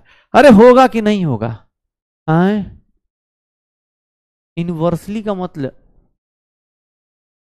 इनवर्सली का मतलब, इनवर्स का मतलब इनवर्स होता है बेटा, इसको बोलते हैं इनवर्स। हे भाई ऐसा भी है क्या? इनवर्स का मतलब जो नीचे हो बेटा, आप क्या बोल सकते हैं? इनवर्सली का हिंदी क्या होता है यार? ये डायरेक्टली प्रोपोर्शनल हो गया। अबे यार ऐसी मत हिंदी पूछो यार, इनवर्सली का मतलब क्या होता है? मुझे खुद को तड़प जाऊंगा मैं ऐसे यार। इनवर्स का मतलब क्या होता है? जल्दी बता भाई। इनवर्स का इंग्लिश क्या होता है? उल्टा।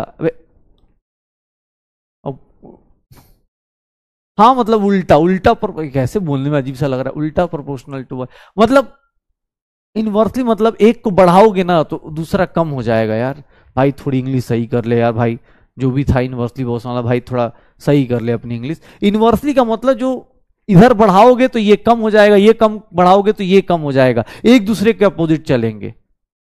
हाँ एक दूसरे के अपोजिट चलेंगे। प्रेशर इनटू वॉल्यूम कांस्टेंट हो जाएगा। इसी को क्या बोलेंगे? बॉयल्स लॉ बोलेंगे। इसी को क्या बोल देते हैं? बॉयल्स लॉ बोलते हैं। ठीक है, इसी को क्या बोल देते हैं? बॉयल्स लॉ बोलते हैं। पक्का? हाँ रेसिप्रोकल में चलेगा। ठीक है चलो कोई बात नहीं। अच्छा चलो चलो चलो, एक लाइन और, एक लाइन और, एक लाइन और। चलो इस लाइन के बारे में तुम लोग बताओ। At constant pressure and number of moles, at constant pressure and number of moles, volume of gas is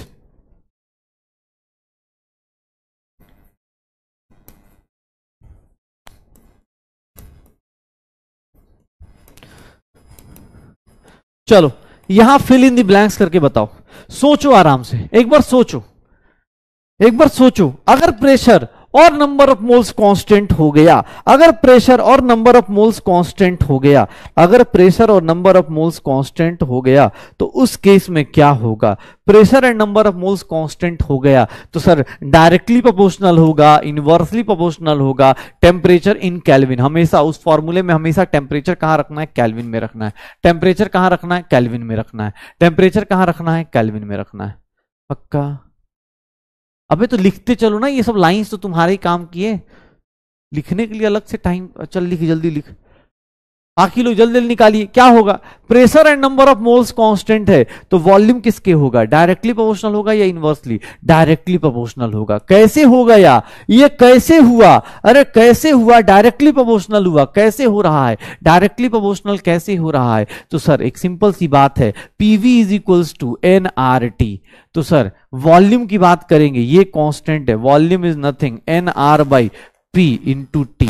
ये देख लीजिए ये सब कुछ कांस्टेंट है। Volume is directly proportional to temperature, मतलब देख लो V by T is constant, V by T is constant, V by T is constant. अगर वॉल्यूम और टेम्परेचर का ग्राफ खींचेंगे, वॉल्यूम और टेम्परेचर का ग्राफ खींचेंगे, याद रखिएगा टेम्परेचर केल्विन स्केल में लेना है, टेम्परेचर हमेशा केल्विन स्केल में लेना है। तो याद रखिएगा टेम्परेचर ऐसा डायरेक्टली प्रोपोर्शनल ग्राफ आएगा, डायरेक्टली प्रोपोर्शनल का ग्राफ आएगा, डायरेक्टली प्रोपोर्शनल ग्राफ आएगा। कैसे, ये देख लो, ये स्ट्रेट लाइन आएगा, ये देखो, ये 0 केल्विन जो होता है ना बेटा, इम्पॉसिबल टेम्परेचर होता है, कभी पॉसिबल होगा ही नहीं। क्यों? 0 केल्विन का मतलब क्या हो गया सर? टेम्परेचर 0 मतलब वॉल्यूम क्या हो जाएगा? 0।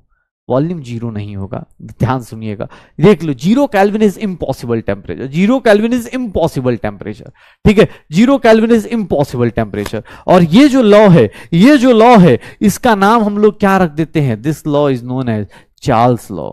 देख रहे हो, चार्ल्स लॉ। ये क्या है? ये कौन सा लॉ है? That is known as Charles law. इसको कौन सा लॉ बोलते हैं? Charles law. जल्दी लिखो, जल्दी।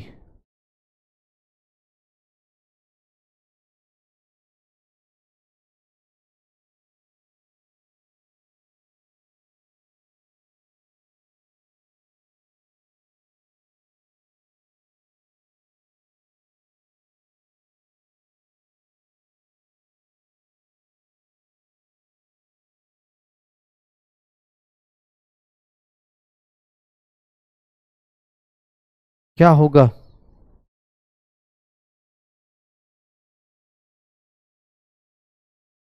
हो गया? चलो, अब एक चीज और कांस्टेंट करनी है, फिर अपनी कहानी खत्म हो जाएगी, ठीक है। एक चीज और कांस्टेंट करनी है, उसके बाद अपनी कहानी फिनिश हो जाएगी, ठीक है।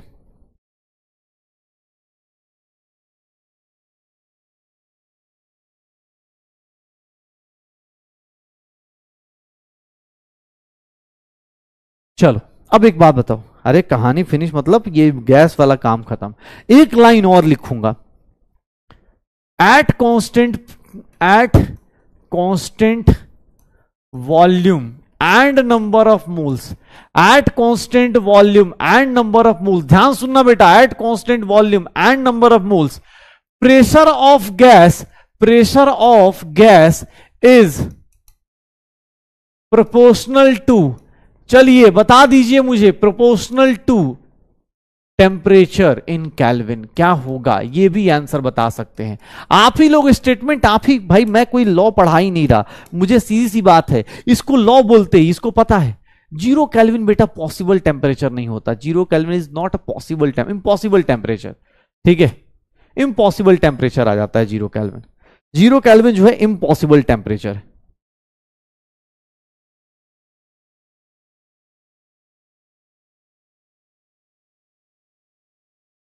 क्या होगा? डायरेक्टली प्रोपोर्शनल टू, ये क्या होगा? डायरेक्टली प्रोपोर्शनल टू टेम्परेचर होगा। कैसे? अरे कैसे? PV is equals to N R T, sir pressure N R by V, ये सब कांस्टेंट हो गए, temperature pressure is directly proportional to temperature. बस याद रखना हमेशा टेम्परेचर। सर इस चैप्टर के बाद, चैप्टर तो छोड़ो, क्लास 11th के बाद सीधा 10th के बाद जब भी टेम्परेचर कोई पूछेगा केल्विन में ही पुट करना है, कोई भी फॉर्मूला हो टेम्परेचर हमेशा केल्विन में ही पुट करना है।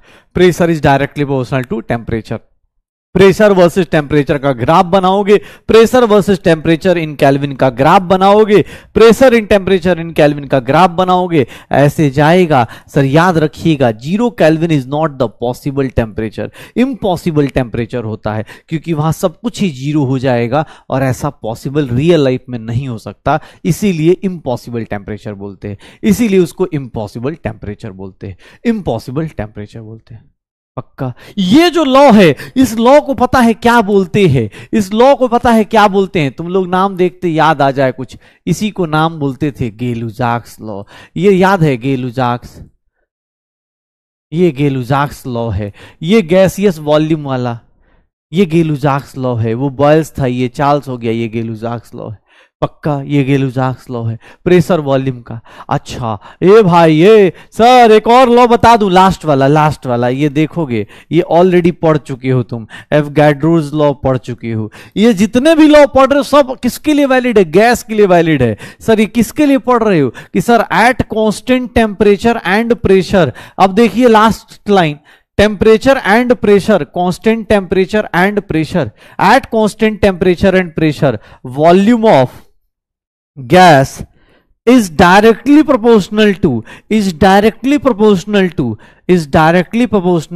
number of moles, is directly proportional to number of moles। कैसे आया? आपके सामने एग्जांपल है, ये देख लो, ये क्या है? PV is equals to N R T. Sir pressure constant, temperature constant, R constant, volume क्या होगा?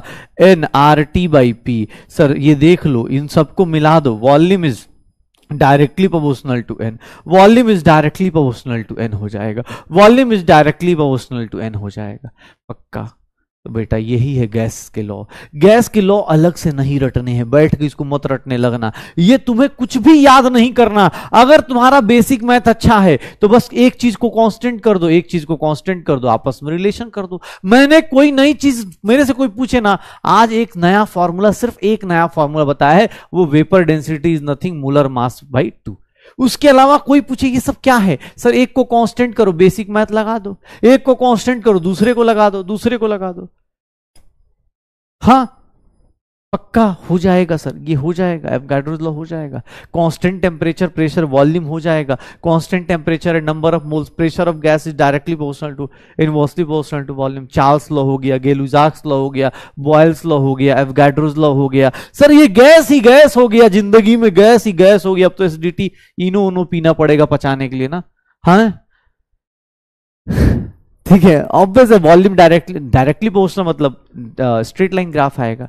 इतना गैस गैस हो गया यार, गैस गैस का देख रहे हो कितना कुछ पढ़ दिया आज हम लोगों ने। सर कहां से स्टार्ट हुए थे? यहां से स्टार्ट हुए थे, आइडियल गैस इक्वेशन से स्टार्ट हुए थे। PV is equals to NRT, PV is equals to NRT. एक बार फटाफट चीज देखो, PV is equals to NRT, PM is equals, देखो मैं क्या बोल रहा हूं बेटा, इस चैप्टर में छोटे छोटे कॉन्सेप्ट्स हैं, मैं आपको कभी नहीं बोला बड़े कॉन्सेप्ट्स। यहां पर इस चैप्टर में बड़े कॉन्सेप्ट नहीं आएंगे, अभी थर्मोडायनेमिक्स से बड़े बड़े कॉन्सेप्ट आते हैं, यहां पर होते छोटे छोटे कॉन्सेप्ट्स। आप देखो ना, आपने ये पढ़ा, इससे ये पाया, इससे ये आया, इसको यूज करके डेंसिटी ऑफ गैस कैसे फ्लक्चुएट करती ये पता चला। डेंसिटी ऑफ गैस जैसे फ्लक्चुएट करी, जैसे डेंसिटी ऑफ गैस फ्लक्चुएट करी, वेपर डेंसिटी आ गई कि सर हाइड्रोजन गैस के रेस्पेक्ट में क्या होगा, वेपर डेंसिटी ऑफ गैस बताइए, ये आ गया। फिर vapour density high, molar mass high, density of gas high. फिर हम लोग यहां आ गए कि सर आइडियल गैस इक्वेशन में अगर हम बात करें अलग अलग तरीके से तो आइडियल गैस इक्वेशन कैसे होगा। पक्का है, यही साइंस है। साइंस लिया है ना बेटा, तो साइंस लिया है तो यही सब चीजें मिलेंगी। इसका ग्राफ तो नॉर्मल होगा यार, कहीं बना लो ना। ये रहा ना वॉल्यूम और नंबर ऑफ मोल्स का ग्राफ, कैसा होगा? ये तो स्टार्ट ही होगा ना, ये तो 22.4 से स्टार्ट ही होगा। ठीक है, तो बस नॉर्मल ग्राफ जाएगा। पक्का बढ़िया हो जाएगा। हाँ एक सिंपल सी चीज है कि आप अगर टेम्परेचर को, मतलब एक सिंपल सा देखो, कोई बोला 0 केल्विन क्यों इम्पॉसिबल है, एक बात बता बेटा, सिंपल सी चीज बता। PV is equals to NRT है, PV is equals to NRT है, ध्यान सुनिएगा, PV is equals to NRT है। तुमने बोला टेम्परेचर 0 केल्विन पुट कर दूं, 0 केल्विन जैसे ही पुट करोगे इधर सब कुछ 0, और इसका मतलब उधर भी। भाई एक बात बताओ, दो लोगों का मल्टीप्लीकेशन 0, मतलब उसमें सब कुछ क्या होगा? 0 ही होगा। सर सब कुछ ही 0 हो जाएगा ना। अगर आपने टेम्परेचर 0 केल्विन अचीव कर दिया गैस के लिए, सोच रहे हो टेम्परेचर अगर आपने 0 केल्विन किया, इम्पॉसिबल टेम्परेचर क्यों है? क्योंकि वहां सर प्रेशर 0, वॉल्यूम 0, मतलब सोच रहे हो किसी को गायब करना हो, एक काम करो, मान लो किसी दोस्त को गायब करना हो, ले चल यार 0 केल्विन टेम्परेचर पे, हाँ ले चल 0 केल्विन टेम्परेचर पे, गायब हो जाए, प्रेशर वॉल्यूम सब 0। ऐसा थोड़ी ना होता है यार, क्यों? मतलब इतना इंडिया में कहीं भी क्राइम क्यों होता? बेटर ले जाते सर 0 केल्विन पे ले जाते। 0 केल्विन मतलब कितना डिग्री सेल्सियस कम करना है? -273, उड़ जाता आदमी। ऐसे थोड़ा ही ना होता है भाई, ठीक है, ऐसे थोड़ा ही ना होता है। क्या पता चला? ये देखिए खूंखार टीचर, हाँ न्यूज आ रहा है, अपने बच्चों को सिखा रहा है मारने के अलग अलग तरीके। ये इम्पॉसिबल टेम्परेचर है, -10 -20 वो सब जम जाते हैं, हम लोग खुद जम जाएंगे भाई। -273 पे तू लग रहा है, -273 पे तू किसी को बचा पाएगा? हाँ, न्यूज आ रही है, ये देखिए, पता चला किसी को धमकी दे रहे हैं, या तो तू मुझे 1 मोल रुपया दे दे, नहीं तो मैं तुझे -273 डिग्री सेल्सियस पे ले जाऊंगा, ठीक है, गायब कर दूंगा भाई, गायब। चलो, ये सब नहीं वैलिड है, वो इम्पॉसिबल टेम्परेचर है, कभी पॉसिबल होगा ही नहीं। किसी भी गैस को ले जा भाई, उससे पहले वो फ्रीज हो जाएगा, ठीक है। हाँ, ऐसे धमकी उमकी मत देने लगना। आजकल मैं कल इंस्टा पे पोस्ट डाला, सब जगह 1 मोल आम मांग रहे सब मेरे से, मतलब मोल बता दिया लग रहा है मेरे से, हाँ पता चला कहीं मिले, सर 1 मोल दे दो, ठीक है। चलो देखो, गैस की बात हो गई, गैस हो गया है, छोड़ो उस गैस को। अब मैं तुमसे एक सिंपल चीज पूछ रहा हूं, मूल कॉन्सेप्ट को मैं एक आज बहुत देखो, मैं क्या बोल रहा हूं, डरो, हंस रहा है सब, बहुत बदमाश बच्चा हो गया। ये सब देखो, तुम लोग को डर लगना चाहिए, ये सब इतनी बड़ी बड़ी बातें हो रही हैं, कांपना चाहिए डर से। हंस कैसे सकते हैं ये सब, ठीक है। बॉयल्स लॉ, चार्ल्स लॉ, देख रहे हो कैसी जिंदगी हो गई, एक फॉर्मूला PV = nRT, और उस पर सारी जिंदगी बर्बाद हो गई, उस पर सारी जिंदगी बर्बाद हो गई, ठीक है। एक बोल रहा पॉसिबल ऑन मून, तो भाई पॉसिबल ऑन मून, तो ऐसा लग रहा है मून तो घर के पीछे चला जाएगा, अभी जाके जाके टपका देगा, पॉसिबल ऑन मून। देखना, मैं तुम्हें सारे फॉर्मूलाज एक साथ कर देता हूं, देखो, PV = nRT, PM = DRT, या फिर डेंसिटी ऑफ गैस कोई पूछेगा तो PM/RT। ये देख ले, सब कुछ तेरे लिए साथ में लिख देता हूं। Vapour density is molar mass by 2 हो गया, vapour density is molar mass by 2 हो गया। और देखना, अगर तुमने कांस्टेंट किया, ये देखो कांस्टेंट किया टेम्परेचर और नंबर ऑफ मोल्स, तो pressure is inversely proportional to volume, और इसी को क्या बोलते हैं, बॉयल्स लॉ बोलते हैं, इसी को क्या बोलते हैं, बॉयल्स लॉ कहते हैं। अगर तुमने, पहली कंडीशन ये थी, सेकंड वन, अगर तुमने volume and number of pressure and number of moles तुमने वो किया, तो इसमें volume is directly proportional temperature, इसी को क्या बोलते हैं, चार्ल्स लॉ बोलते हैं। देखना बेटा, सब कुछ रिवाइज कर, खत्म कर, गैस खत्म हो जाए, आगे चलते हैं, ठीक है। टेम्परेचर नंबर ऑफ मोल्स हो गया, प्रेशर नंबर ऑफ मोल्स हो गया, और क्या हो गया, volume and number of moles. तो यहां पर pressure is directly proportional temperature, ये क्या हो गया, गेलुजाक्स लॉ हो गया। देख भाई, इससे ज्यादा क्या ही टीचर मेहनत करे, अपनी ही पढ़ाई चीज को शॉर्ट नोट्स बना के दे रहा है कि भाई कोई ज्यादा मेहनत मत करना, ज्यादा दिमाग नहीं लगाना। ये देख लो, इसको क्या बोल देंगे, एवोगाड्रोस लॉ, एवोगाड्रोस लॉ हो जाएगा, है। फॉर्मूला बुक क्या दू भाई, दे तो दिया, अब तू क्या चाह रहा है,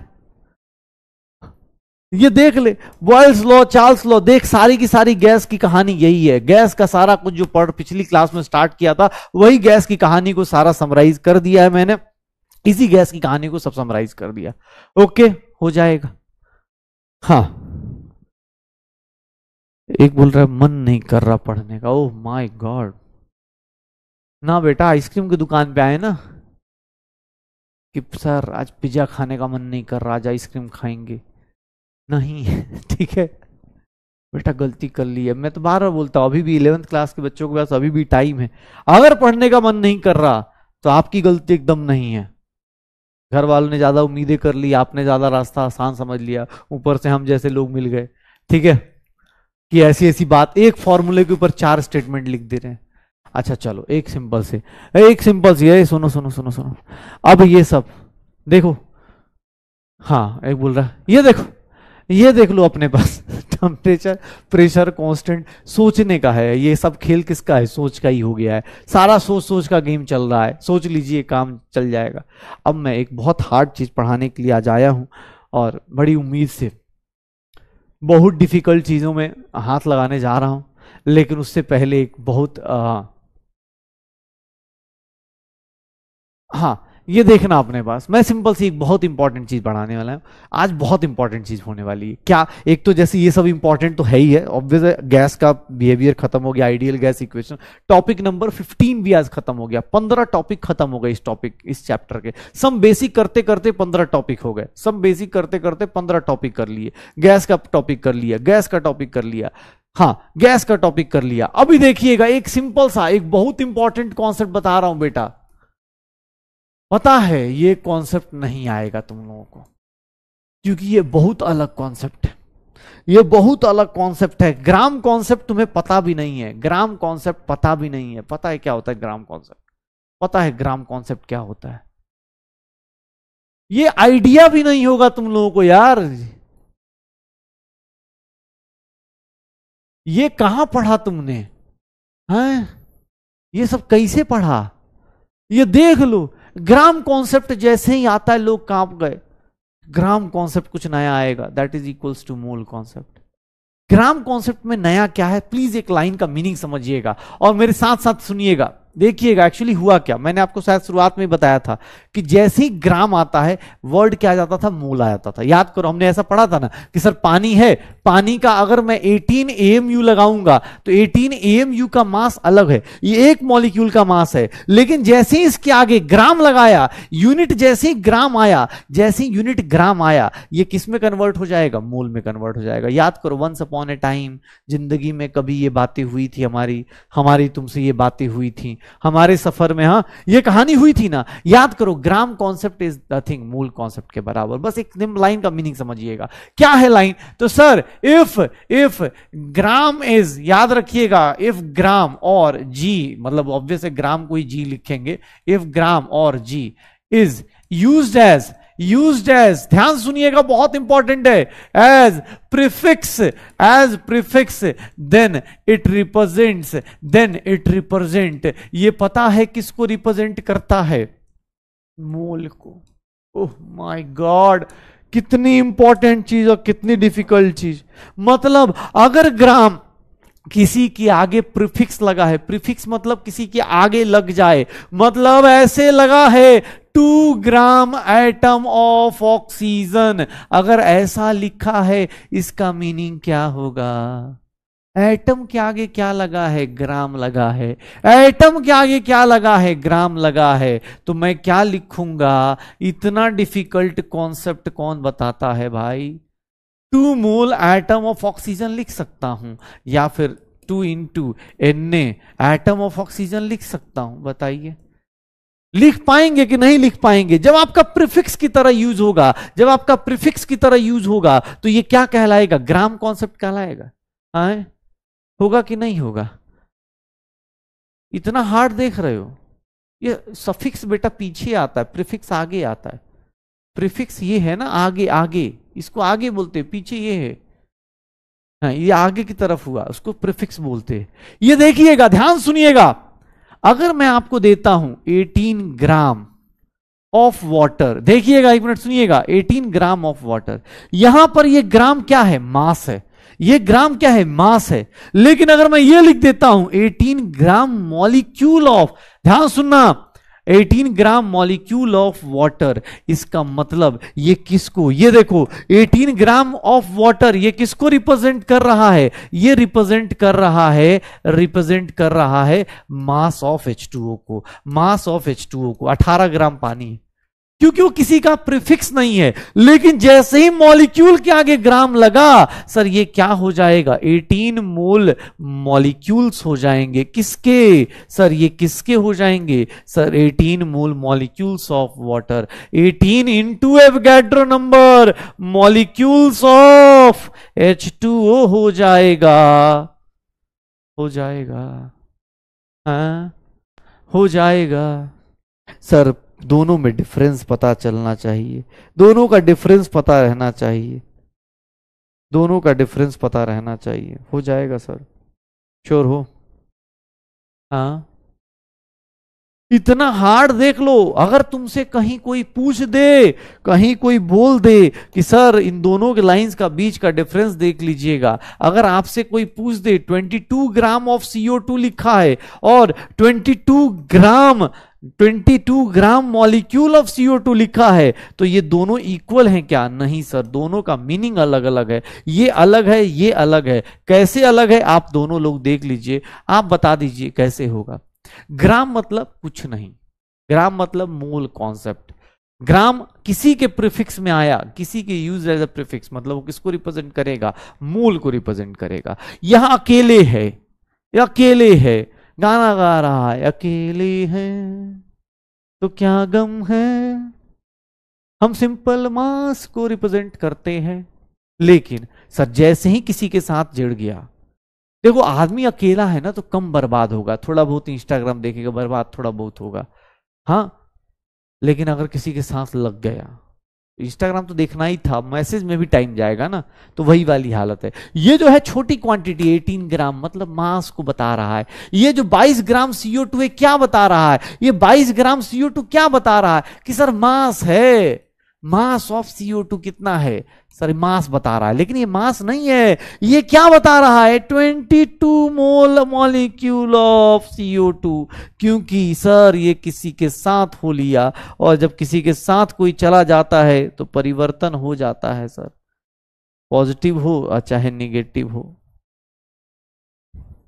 हो जाएगा, है। तो देख रहे हो कितना डिफिकल्ट कॉन्सेप्ट है, that is known as gram concept है। छोटू छोटू से टॉपिक्स चल रहे, छोटू छोटू से टॉपिक्स चल रहे हैं भाई, हाँ।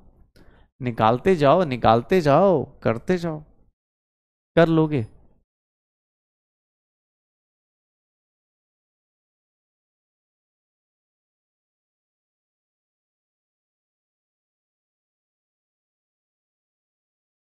हाँ, ग्राम कॉन्सेप्ट इज नथिंग, मूल कॉन्सेप्ट का जुड़वा भाई है।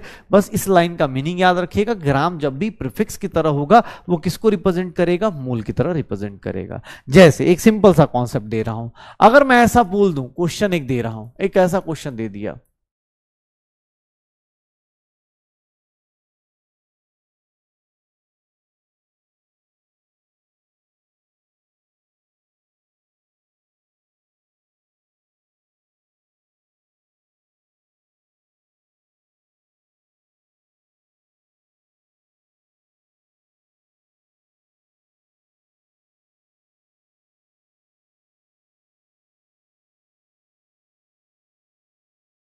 चलो इस क्वेश्चन को अटेम्प्ट करके देखो, इस क्वेश्चन को अटेम्प्ट करके देखो, इस क्वेश्चन को अटेम्प्ट करके देखिए क्या मिलेगा, हाँ क्या होगा, क्या होगा।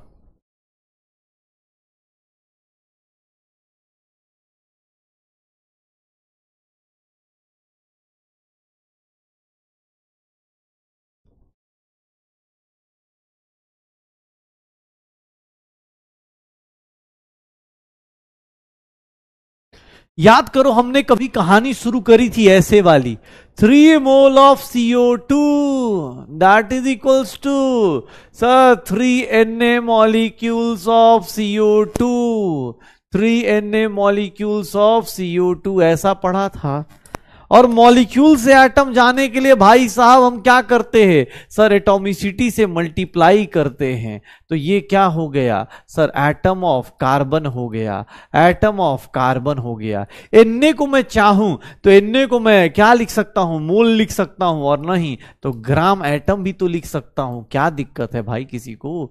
और 2 into 3Na sir atom of oxygen लिख सकता हूं, एटम ऑफ ऑक्सीजन लिख सकता हूं, और इसको मैं 6 ग्राम atom of 6 gram atom of oxygen लिख सकता हूं। देख लो क्या आंसर आ जाएगा, क्या आंसर आ जाएगा सर, ये क्या आंसर होगा, 3 ग्राम एटम ऑफ कार्बन आएगा क्या, 3 ग्राम एटम ऑफ कार्बन आ जाएगा क्या, पक्का। C is the correct answer, C is the correct answer, C is the correct answer. Taral Jain, मनिकप्रीत Singh, प्रिया पांडे, इशितवा अजय, पार्थ कुमार, यथार्थ शर्मा, शिवान, शाश्वत गुप्ता, नकुल सैनी, कुणाल, बढ़िया। चलिए एक सिंपल सा क्वेश्चन और देता हूं, अरे रुक जाओ, मुझे हड़बड़ी नहीं है भाई, तुम आराम से करो, ठीक है, तुम आराम से करो, हमें कोई दिक्कत नहीं है, ठीक है। ये ग्राम मतलब ऑब्वियस है, ग्राम एटम लिखा है। चलो एक काम करो, ये देखो,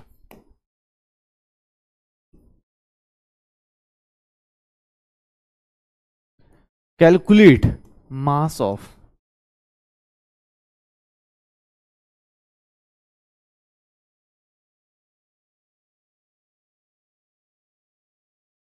चलो बताओ क्या होगा, निकालो कितना होगा बेटा। फिर से मूल कॉन्सेप्ट, ऑब्वियस है, ग्राम कॉन्सेप्ट मूल कॉन्सेप्ट का ही भाई है भाई, ग्राम कॉन्सेप्ट मूल कॉन्सेप्ट का ही भाई है। एक बोल रहा है हाँ, कोई भी दिक्कत है भाई, सीधी सी बात है, आपके नहीं समझने से सिलेबस कम नहीं होगा। आप मेहनत कम करेंगे तो उससे सिलेबस चेंज नहीं होगा। आप अगर प्रिपेयर नहीं करना चाहते, दुनिया में बहुत सारे लोग हैं जो प्रिपेयर करना चाहते हैं।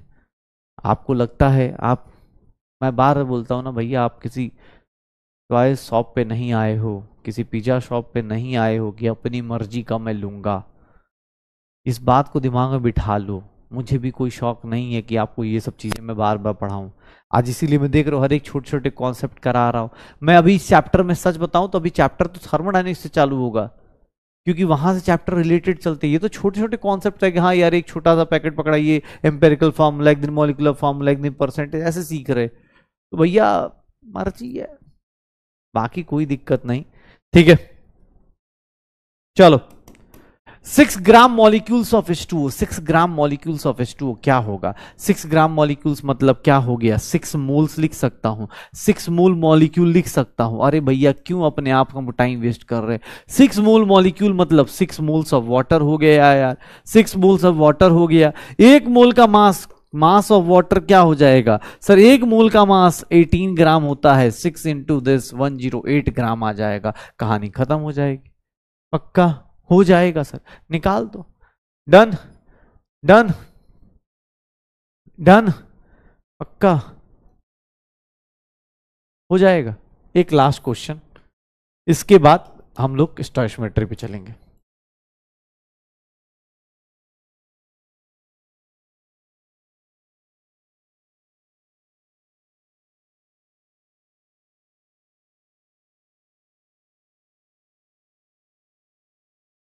चलो,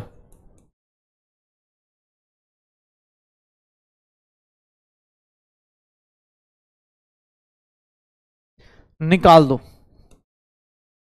निकालो, फिर चलते आगे। जल्दी, क्या होगा?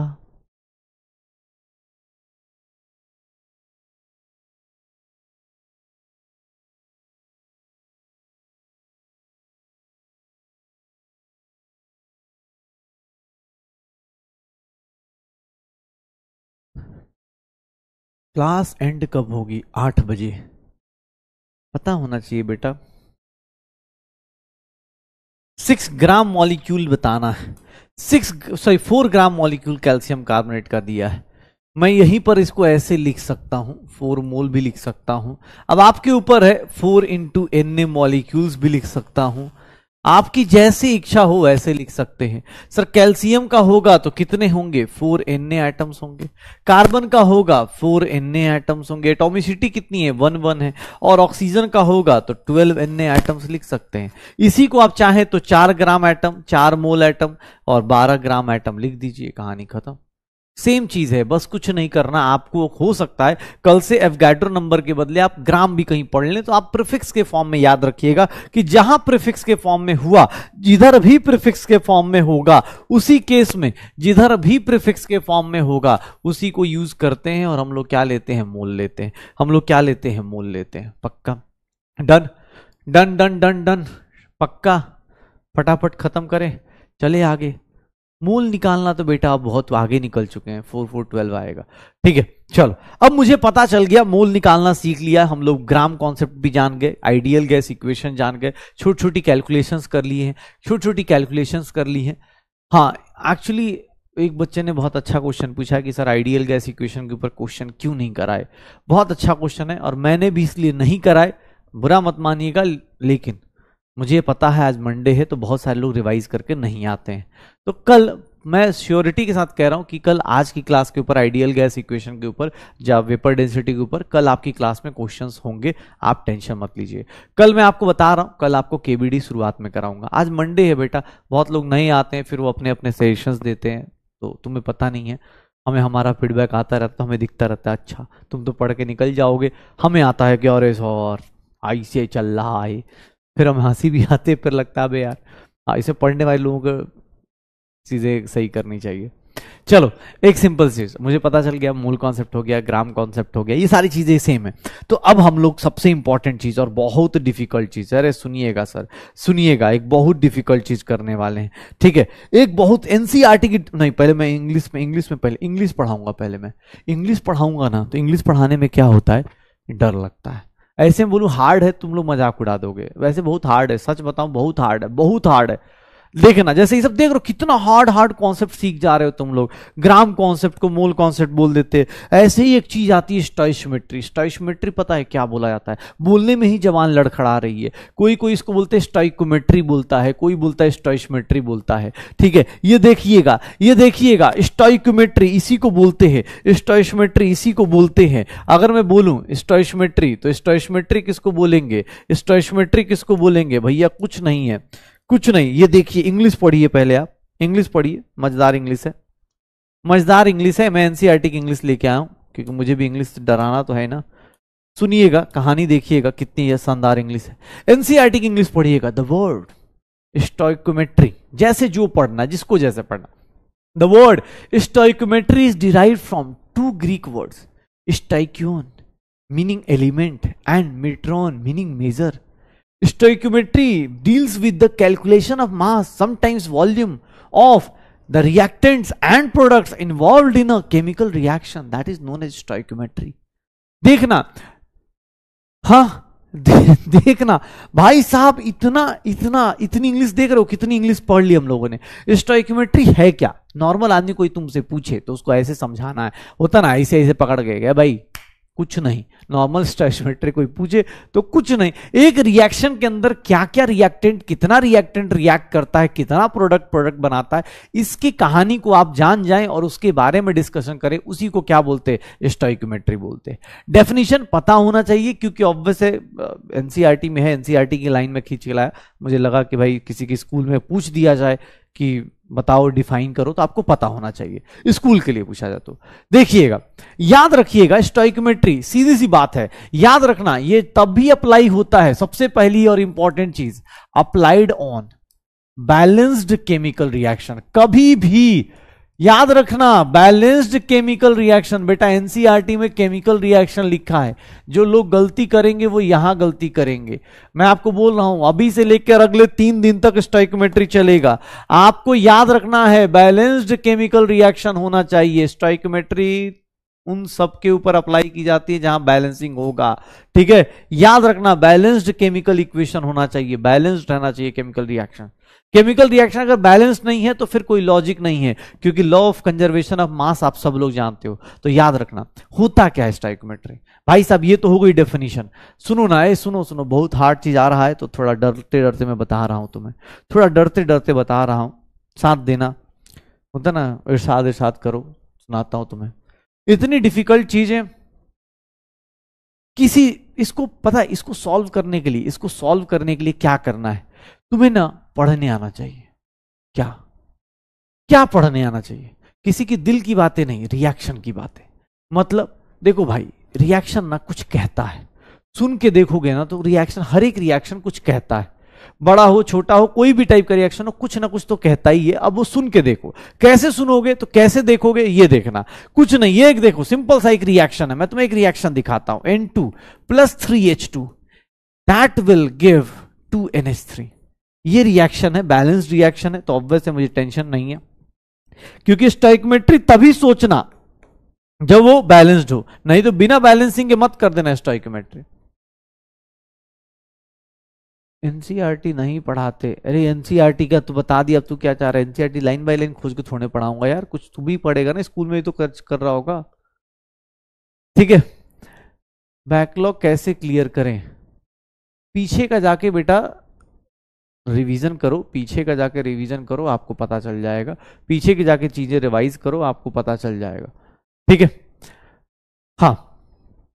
हाँ बेटा, कंसंट्रेशन टर्म्स अगले हफ्ते कराऊंगा, अभी तो जो एनसीईआरटी का फ्लो इसी में चल रहा हूं मैं भी। ये देखो N2 + 3H2 gives 2NH3, ये रिएक्शन। अब तुमसे ये रिएक्शन देख के ना कुछ कह रहा है, तुम बस पकड़ना जो मैं साथ साथ कहना चाह रहा हूं, तुम उसको देखना बस। ये रिएक्शन कुछ कहना चाह रहा है, मैं 2-3 लाइंस लिखना चाह रहा हूं इसके लिए, तो इरशाद करते मैं 2 लाइन लिखता हूं, आप सब लोग पकड़िएगा इसको कि सर 1 मोल 1 मोल ऑफ, इसको मैं ऐसे लिखूं, 1 mole of nitrogen, 1 mole of nitrogen reacts with 3 mole of, 1 mole of nitrogen reacts with 3 mole of hydrogen to produce 2 mole of, 2 mole of ammonia. ये कैसे आया? हे भैया रिएक्शन को पढ़ के देखिए, रिएक्शन को पढ़ के देखिए। इसके आगे कौन सा नंबर लगा था? 1। इसके आगे कौन सा नंबर लगा था? 3। इसके आगे कौन सा नंबर लगा है? 2। ये जो 132 है, ये जो 132 है, इन सबको मिला के हम लोग पता है क्या बोल देते हैं? जो आगे जो नंबर लगता है ना बेटा, इसको हम लोग बोल देते हैं स्टोइशियोमेट्रिक कोफिशिएंट। याद रखना, आज के बाद कभी भी कोई पूछे स्टोइशियोमेट्रिक कोफिशिएंट, स्टोइशियोमेट्रिक कोफिशिएंट, स्टोइशियोमेट्रिक कोफिशिएंट बोल देते हैं। जो भी रिएक्शन के आगे जो नंबर लगा होता है ना, 3 2 आगे जो नंबर लगा होता है, इसको क्या बोलते हैं? स्टोइशियोमेट्रिक कोफिशिएंट। कैसे पढ़ा? 1 मोल इसका 3 मोल इसके साथ रिएक्ट करके क्या बना रहा है? 2 मोल बना रहा है। ठीक है, 2 मोल बना रहा है। हो जाएगा सर, ये देख लो, ये देख लो, 1 mole N2 reacts with 3 moles of H2 to produce 2 moles of ammonia. ये रिएक्शन कहना चाह रहा है। क्या आप इसकी बात समझ पा रहे हैं? क्या आप समझ रहे हैं जो ये दर्द अपना बयान कर रहा है कि मैं 1 मोल रिएक्ट करूंगा 3 मोल के साथ और 2 मोल अमोनिया बना पाऊंगा? हो जाएगा सर, हाँ हो जाएगा सर। 1 मोल की बात कर रहे हैं, हो जाएगा। अच्छा चलिए कर लेंगे, इसकी बातें समझ में आ रही हैं। अब 1 मोल, एक बात बताइएगा, मैं ऐसे भी तो लिख सकता हूं भाई साहब, मुझसे कोई बोल दे sir 28 gram of N2, 1 mole nitrogen का मास कितना है? 28 ग्राम। Reacts with sir, reacts with 6 gram of H2 to produce कितना sir? 34 gram of ammonia, 34 gram of ammonia. ये लिख सकते हैं क्या? ये लिख सकते हैं क्या? अरे देखो भाई, ये देखो कुछ बता रहा है क्या? ये रिएक्शन कुछ कहना चाह रहा है, तुम समझ पा रहे हो क्या? कि sir 28 gram nitrogen, molar mass लगा दिया sir, 6 gram nitrogen, 28 gram nitrogen 6 gram hydrogen के साथ रिएक्ट करके 34 ग्राम क्या बना रहा है? 34 ग्राम क्या बना रहा है? अमोनिया बना रहा है। क्या आप पकड़ पाएंगे क्या इस रिएक्शन की बातें? इसके दर्द को समझ पा रहे हैं जो इसके साथ हो रहा है? अगर आप इस दर्द को खुद से फील कर पाए कि 28 ग्राम, कोई पूछा 28 ग्राम कहां से आया? ए भैया नाइट्रोजन का मास, काहे पीछे खींचते रहते हो भाई? तो स्टोइकोमेट्री बोल, स्टोइशियोमेट्री बोल, जो बोलना है बोल भाई। क्वेश्चन नीट के एग्जाम में प्रोनाउंसिएशन नहीं आएगा तो जो मर्जी बोल लो, क्वेश्चन ये दर्द गम पता होने चाहिए इसके। हो जाएगा, ये देख लो, ये देखना, ए भैया ये देखो क्या हो रहा है, ये देखना 1 मोल का मास तो 14 ग्राम होता है। नाइट्रोजन है बेटा, N2 है, N2 काहे, मतलब काहे भटक रहे उधर उधर? नाइट्रोजन N2 गैस है भाई। यार ऐसे तो कैसे आगे चलोगे? रिवाइज करके आया करो। 28 ग्राम 14 ग्राम कहां से आ गया? N2 लिख रहा है। ये देखना 22.4 liters of nitrogen reacts with sir, reacts with कितना? 3 into 22.4 liters of hydrogen to produce 2 times 22.4 liters of ammonia। ये लिख सकते हो क्या तुम लोग? ये देखो, मोल्स के टर्म में लिख दिया, मोल्स के टर्म में लिख दिया, मास के टर्म में लिख दिया, वॉल्यूम के टर्म में लिख दिया। ये तीनों लाइंस आप किसी रिएक्शन को देख के पढ़ पाओगे क्या? कि सर हाँ सर मैं सोच सकता हूं। ये 22.4 लीटर्स कहां से आया? सर 1 मोल का वॉल्यूम जो होता है किसी भी गैस का, 1 मोल का वॉल्यूम एसटीपी पे कितना होता है? ये दर्द देख लो अपने पास, ठीक है? कितना होता है? 22.4। 3 मोल का वॉल्यूम कितना होगा? 3 इंटू 22.4। 2 मोल का वॉल्यूम कितना होगा? 2 इंटू 22.4। हो जाएगा क्या? ये बता सकते हो, ये बता सकते हो। यस सर, याद रखना हमेशा बैलेंस्ड रिएक्शन पे है भैया। मैं बार बार ये लिखा है बैलेंस्ड केमिकल इक्वेशन पे, कभी भी गलती से बैलेंस नहीं है मत लगाना स्टोइशियोमेट्री। पहले बैलेंसिंग फिर स्टोइशियोमेट्री, पहले बैलेंसिंग फिर स्टोइशियोमेट्री लगानी है। हो जाएगी, चीजें कर लेंगे। हाँ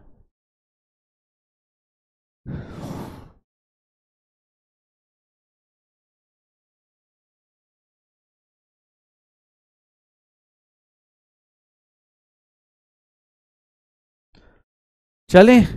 नहीं बेटा, ये सबके लिए वैलिड है, ये गैस के लिए वैलिड नहीं। गैस का तो वही कंडीशन था, ये सबके लिए किसी भी टाइप का रिएक्शन हो तो वैलिड हो जाएगा। गैस है तो उसके लिए भी होगा, मोल तो सबके लिए वैलिड होता है, मास सबके लिए वैलिड होता है, ये जो वॉल्यूम होता है ये गैस के लिए वैलिड होता है, तो इसकी टेंशन है नहीं। ठीक है। स्टोइशियोमेट्री बेटा, अगर आप ये 3 लाइन मेरे साथ साथ बस पढ़ पा रहे हो ना, अभी रुक जाओ मैं फिर से पढ़वा दूंगा, लेकिन अगर आप मेरे साथ ये 3 लाइन्स आप किसी भी रिएक्शन को देख के अगर पढ़ ले रहे हो ना, सच बता रहा हूं, यही है स्टोइशियोमेट्री। अगर आपने ये 3 लाइन्स बस लिखना सीख लिया कि हाँ यार इस रिएक्शन को देख के मैं इस रिएक्शन की बात को समझ सकता हूं, आप समझ जाओ यही है स्टोइशियोमेट्री। ये देखो ना, तुमसे मैं एक सिंपल सा रिएक्शन देता हूं, एक सिंपल सा रिएक्शन लेते, अगर मैं ऐसा लिख देता हूं,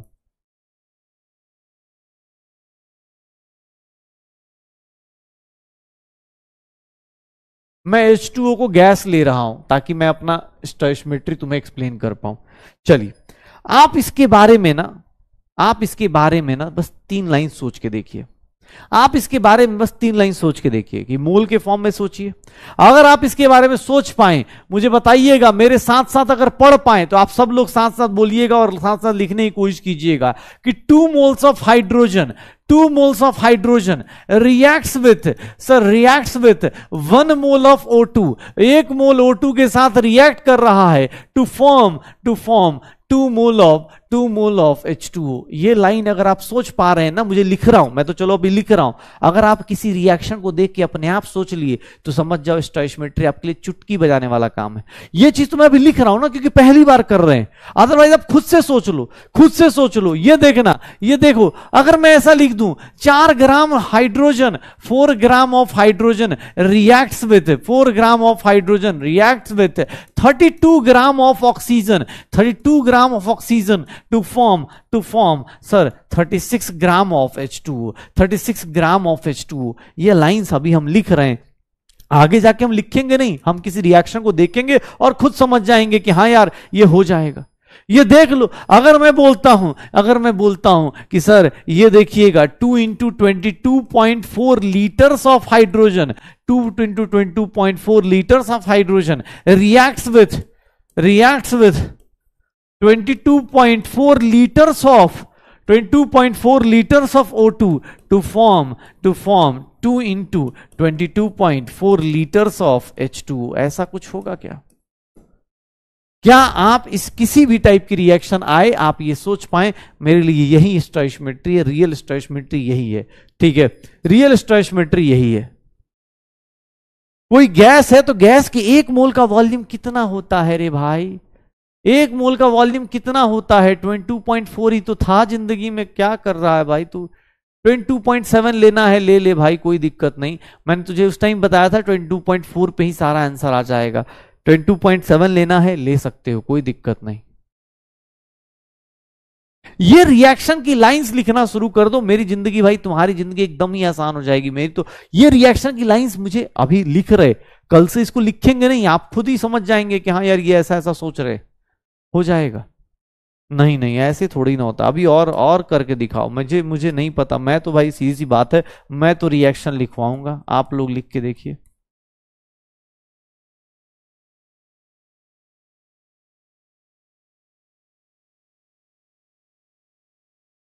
चलिए, इसका स्टोइशियोमेट्री लिख के आप लोग देखिए, थोड़ा सा इसके स्टोइशियोमेट्री के बारे में लिख के देखिए, बताइए इसके स्टोइशियोमेट्री के बारे में आप लिख के बताइए क्या होगा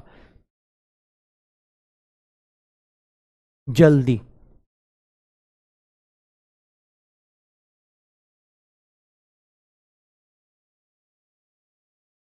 क्या होगा?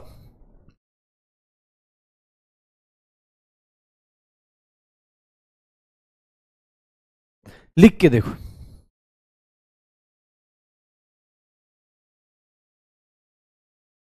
बहुत बढ़िया। अबे रुको, इसकी स्टोइशियोमेट्री कैसे लिखोगे? ये बैलेंस्ड रिएक्शन नहीं है। बहुत बढ़िया, यस वेरी गुड, पकड़ लिए, सही पकड़े हो तुम लोग, बहुत बढ़िया। इसको बैलेंस करना पड़ेगा, इसको बैलेंस करेंगे, अब लिख सकते हो। सर पहले जो रिएक्शन थी उसके ऊपर स्टोइशियोमेट्री नहीं लग पाती है, बैलेंसिंग करके, yes yes very good, balance करोगे तब लगाओगे। क्या बात है यार, हैं? हम तुम्हें कम एस्टिमेट कर रहे, अब पढ़ने वाले बैठे हैं भाई, बहुत बढ़िया, मजा आया। मुझे तो लगा सब फंस जाएंगे, बताना भी शुरू कर देंगे। बहुत बढ़िया, चलिए अब मेरे साथ साथ बताइएगा, अब मेरे साथ साथ बताइएगा, अगर मैं ऐसा लिखता हूं 1 मोल CH4, बेटा आप लिखिए चाहे ना लिखिए, लेकिन हाँ कोई दिक्कत नहीं, किसी की राइटिंग स्पीड बहुत कम है तो कोई बात नहीं, आप कम से कम समझते चलिए साथ साथ में कि हाँ यार ये चीजें हो रही हैं, मैं साथ में पढ़ सकता हूं कि इसके आगे 1 है, इसका स्टोइचमेट्रिक कांस्टेंट 2 है, इसका 1 है, इसका 2 है। 1 mole of CH4 reacts with 2 mole of O2, 2 mole of O2 to form 1 mole of CO2, to form 1 mole of CO2 and 2 moles of H2, 2 moles of H2, यही होगा क्या? 2 moles of H2, ये देख लो sir, यहां पर 16 gram CH4, 16 gram of CH4 reacts with 16 gram of CH4 reacts with sir कितना हो जाएगा 64 gram of O2, 64 gram of O2 to form sir 44 gram of CO2 and 36 gram of H2, 36 gram of H2 लिख सकते हैं सब लोग लिख सकते हैं। अरे कोई दिक्कत नहीं भैया, टाइपिंग ज्यादा ना हो रहा है, कोई दिक्कत नहीं, मेरे साथ बस बता देना कि मैंने लिख लिए। ये देखना, अगर मैं बोल दूं 22.4 litres of CH4 reacts with, किससे रिएक्ट कर रहा है सर, ये किससे रिएक्ट कर रहा है 44.8 litres of O2 to form 22.4 litres of CO2 and sir ये क्या हो गया सर 44.8 लीटर्स ऑफ H2। अगर H2O गैस है तो मैं गैस लिख रहा हूं, लिक्विड होता तो फिर वॉल्यूम नहीं लिखता, गैस लिख रहा हूं इसलिए वॉल्यूम लिख रहा हूं, क्योंकि वाटर को मैं गैस की तरह ट्रीट कर रहा हूं इसलिए वॉल्यूम ले रहा हूं। कोई वो लिखा, बच्चे ने लिखा था लीटर्स में, नहीं, लिक्विड होता तो फिर लिक्विड के केस में 22.4 नहीं लेते, हो जाएगा। आप ये तीनों लाइंस लिख सकते हो, आप ये कोई भी रिएक्शन होती है तीनों लाइन लिख लोगे। मेरे लिए ना सच बताऊं, अब तुम्हारा काम, जिन लोगों को ये तीनों लाइंस किसी भी रिएक्शन को देख के समझ में आने लगी कि सर ये 3 लाइंस जो हैं जिंदगी की सच्चाई, आपको कोई रिएक्शन आके बता रहा है, कोई भी रिएक्शन आके आपको बता रहा है कि यार मेरी लाइफ की कहानी ये है, समझ जाना भाई, तुम्हें बस उसको डिकोड करना है। अब अगली कहानी हाँ लिख लोगे, बहुत बढ़िया। अब चलो, अब इतना लंबा नहीं लिखेंगे, इतनी कहानी कौन लिखता है, स्कूल में लिखना हमें कोई दिक्कत नहीं, अब इतनी कहानी हम लोग यहां नहीं लिखेंगे, स्कूल के एग्जाम में हो लिख देना, हम लोग इसका शॉर्टकट अपनाएंगे। मतलब ये देखिएगा, अगर मैं कोई भी रिएक्शन लिखता हूं, अगर मैं कोई रिएक्शन लिख रहा हूं,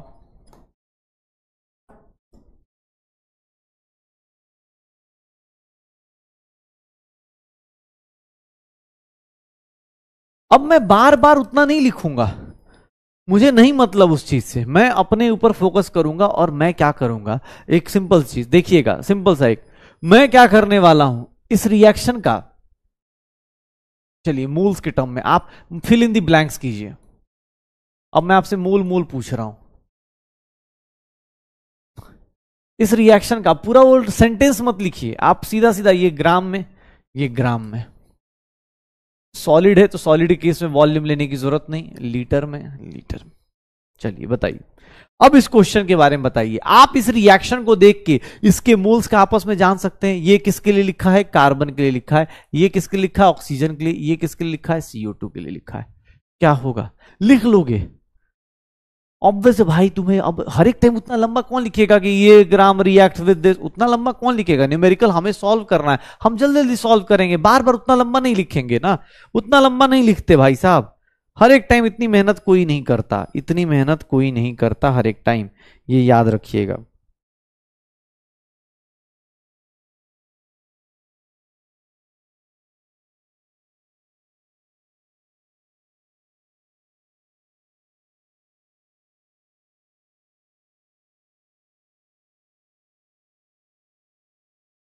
क्या होगा,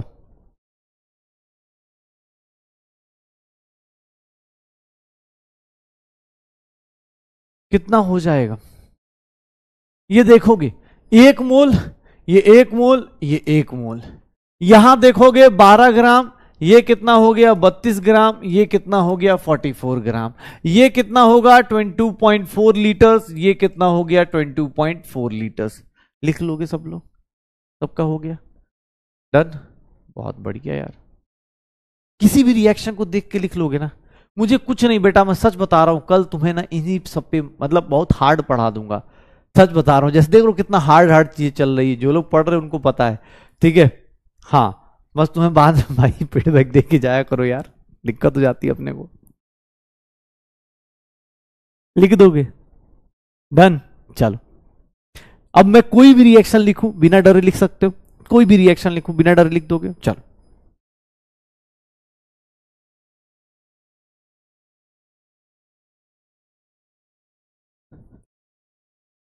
चलिए, इस बारे में, इसके बारे में, अच्छा सॉलिड है, सॉलिड का वॉल्यूम नहीं लिखते भाई, सॉलिड का वॉल्यूम नहीं लिया आता। जो वॉल्यूम का वैल्यू है वो सारा कुछ किस पे वैलिड वैलिड होता है? वो सारा कुछ वैलिड होता है किसके ऊपर? गैस के ऊपर वैलिड होता है, सारा कुछ वैलिड होता है गैस के ऊपर। ये देखो, ये इसके मोल्स में लिखो, चलो जल्दी जल्दी लिखो। अब मुझे कल भैया ये सब रिवाइज करके आना भाई, नहीं तो मेरे लिए दिक्कत हो जाएगी। पता चला कल सर नई शुरुआत करते हैं। हाँ, कल ट्यूसडे है सर, ऐसे भी हफ्ते के पहले दिन कम पढ़ते हैं, बाद में ज्यादा पढ़ते हैं।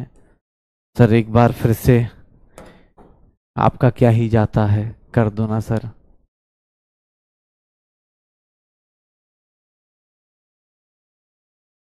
रिएक्शन बैलेंस्ड है भाई, रिएक्शन बैलेंस्ड है।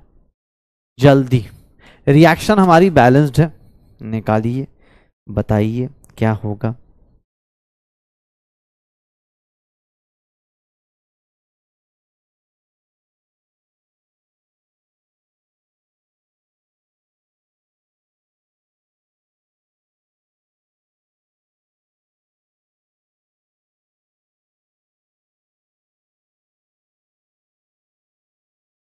जल्दी, क्या होगा? सब लोग अपना अपना कैलकुलेट कर लो, कोई दिक्कत नहीं। ये देखो, ये 2 मोल, ये 1 मोल, ये 2 मोल। ये देखना, इसका मास कितना होगा? कार्बन प्लस ऑक्सीजन का 28, मतलब 12 प्लस 16, तो ये कितना हो गया? 56 ग्राम। ये कितना हो गया? ये 88 ग्राम हो गया। ये देखिएगा, लीटर में बात करेंगे, 2 इंटू 22.4 लीटर्स, ये कितना होगा? 22.4 लीटर्स। ये कितना होगा? 2 इंटू 22.4 लीटर्स। यही होगा, सब कुछ निकाल सकते हो। सबके कितने लोग कितने सही आए? तीनों के तीनों सही आए क्या? तीनों के तीनों सही आ गए? सबके सही आ गए? पक्का? देख लो भाई, सच बता रहा हूं, तुम ही साथ में प्रॉमिस करोगे, मैं कल की क्लास में इसके ऊपर बहुत बड़ा, बहुत क्रांतिकारी चीज पढ़ा दूंगा, दिक्कत हो जाएगी तुम्हें। देख लो। हाँ हाँ भाई, स्पैमर बता दे भाई, किसका होगा? किसका होगा? डन, 3 आउट ऑफ 3 सही सोच पा रहे हो? अच्छा, मैं क्या करने वाला हूं देखो, तुम्हें स्टोइकियोमेट्री में क्या होता है, ऑब्वियस है, आपको रिएक्शन को पढ़ना आ गया। अगर आप इस रिएक्शन को ना समझ गए कि यार हाँ यार, इस रिएक्शन को ऐसे पढ़ते, इसका मास दिया है, मोल्स दिया है। अच्छा चलो एक चीज और, चलो अब थोड़ा, हाँ, अरे कोई नहीं भाई, थैंक यू भाई, कुछ बड़ा ही कर रहे हैं, बोलने से बड़ा इजी लग रहा है हमें। मैं खुद को शाबाशी दे देता हूँ, हाँ ठीक है, हाँ ठीक ठाक पढ़ाता हूं मैं भी। चल ये देख भाई, ये देख, मैं ये बोल रहा हूं कि ये स्टोइकियोमेट्री में तुमने अगर रिएक्शन को ऐसे डिकोड कर लिया, ऐसे पढ़ना सीख लिया, तो होता क्या है, अब तेरी जिंदगी बहुत आसान कैसे हो जाएगी। कुछ करना है नहीं। अगर तुमने, तुमसे ना एक सिंपल सा, अभी मैंने स्टोइकियोमेट्री नहीं पढ़ाई, लेकिन मुझे पता है अगर मैं प्रीवियस ईयर का कोई क्वेश्चन दे दूं ना, तो तुम खुद से भी करना शुरू कर लोगे। लेकिन वो कल शुरू करेंगे, कल शुरू करना शुरू करेंगे। ये देखना आपने वो क्या होगा। मुझे बोला गया कि सर स्टोइकियोमेट्री में ऐसे रिएक्शंस को पढ़ते हैं, तो इसका मुझे क्या फायदा? किसी रिएक्शन को पढ़ने से आपका क्या फायदा?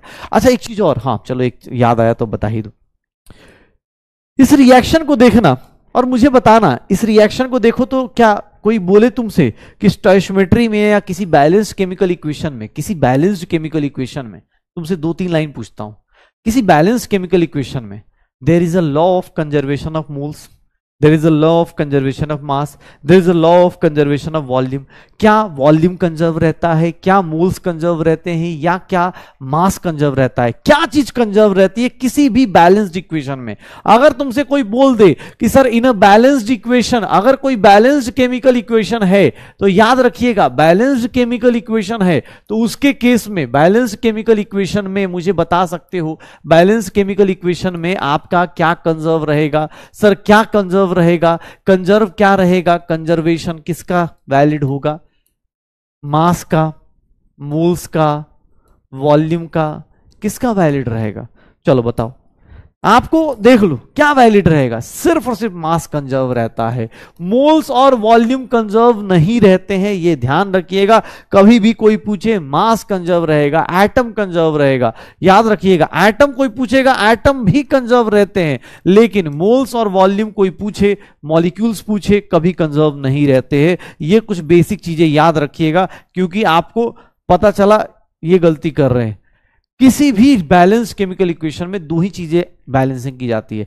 एटम्स को बैलेंस करेंगे ऑब्वियसली, उसके हिसाब से मास बैलेंस हो जाता है। तो एटॉमिक मास, या फिर हम बोल सकते हैं एटम बैलेंस होता है। ना मोल्स कंजर्व रहेगा, ना वॉल्यूम, ना मॉलिक्यूल्स। यहां देखो ना कितने मॉलिक्यूल्स हैं, 3 मॉलिक्यूल्स हैं। यहां कितने हो रहे हैं? 2 हो रहे हैं। तो मॉलिक्यूल्स भी कंजर्व नहीं होता है, मॉलिक्यूल्स भी कंजर्व नहीं होता है। पक्का? चलो, तो चलो आज की कहानी हम लोग यहीं पे फिनिश करते हैं, ठीक है ना। आज की कहानी में हमने क्या पढ़ा है? तो हमने पढ़ा है ideal gas equation. Ideal gas equation, ideal gas equation के ऊपर हमने बहुत सारे लॉज निकाल दिए। कल इसके न्यूमेरिकल्स आपको मिल जाएंगे, आपको इसके क्वेश्चंस थोड़ा सा रिवाइज करके आइएगा। रिवाइज क्या करके आइएगा? प्रेशर। देखिए 2 वर्ड याद करिएगा, कन्वर्जन याद करिएगा, लास्ट क्लास में करवाया था। आज मैंने न्यूमेरिकल इसी डर से नहीं करवाया क्योंकि मुझे ऐसा लग रहा था कि प्रेशर का कन्वर्जन नहीं आता होगा तो आधे लोग फ्रस्ट्रेट हो जाएंगे और फिर वो चीजें, मतलब अपनी गलती कोई मानेगा नहीं। इसलिए बोल रहा हूं आप कल करके आइएगा प्रेशर का कन्वर्जन, ये सब। आइडियल गैस इक्वेशन, फिर हमने वेपर डेंसिटी की हुई है, तो वेपर डेंसिटी को तुम लोग बोलोगे तो कल शुरुआत में ही कराऊंगा, कल सब शुरुआत में कराऊंगा, कल का केबीडी शुरुआत में कराऊंगा, ठीक है। हाँ, कल का केबीडी शुरुआत में करा दूंगा। चलो एक चीज और, वेपर डेंसिटी हो गई, आइडियल गैस इक्वेशन हो गया। आज हम लोगों ने और क्या किया? तो सर हमने एक उसका स्टोइचमेट्रिक चालू करी है, बट स्टोइचमेट्रिक चालू क्या करिए, ठीक है। ये 2 चीजें हमने देख ली हैं और ग्राम कॉन्सेप्ट कर लिया है। ये 2 चीजें, 3 चीजें हमने कर ली हैं, ग्राम कॉन्सेप्ट कर लिया है। कल का होमवर्क बस इतना ही है कि सर थोड़ा रिवीजन करके आइए। कल आपको डीपीपी मिलने वाली है, अच्छा डीपीपी करके आइए, रिवीजन करके आइए। लास्ट लेक्चर्स की, सारे लेक्चर्स की रिवीजन करके आइए, जितना हो सकता है लास्ट लेक्चर्स का रिवीजन करके आओ, ठीक है।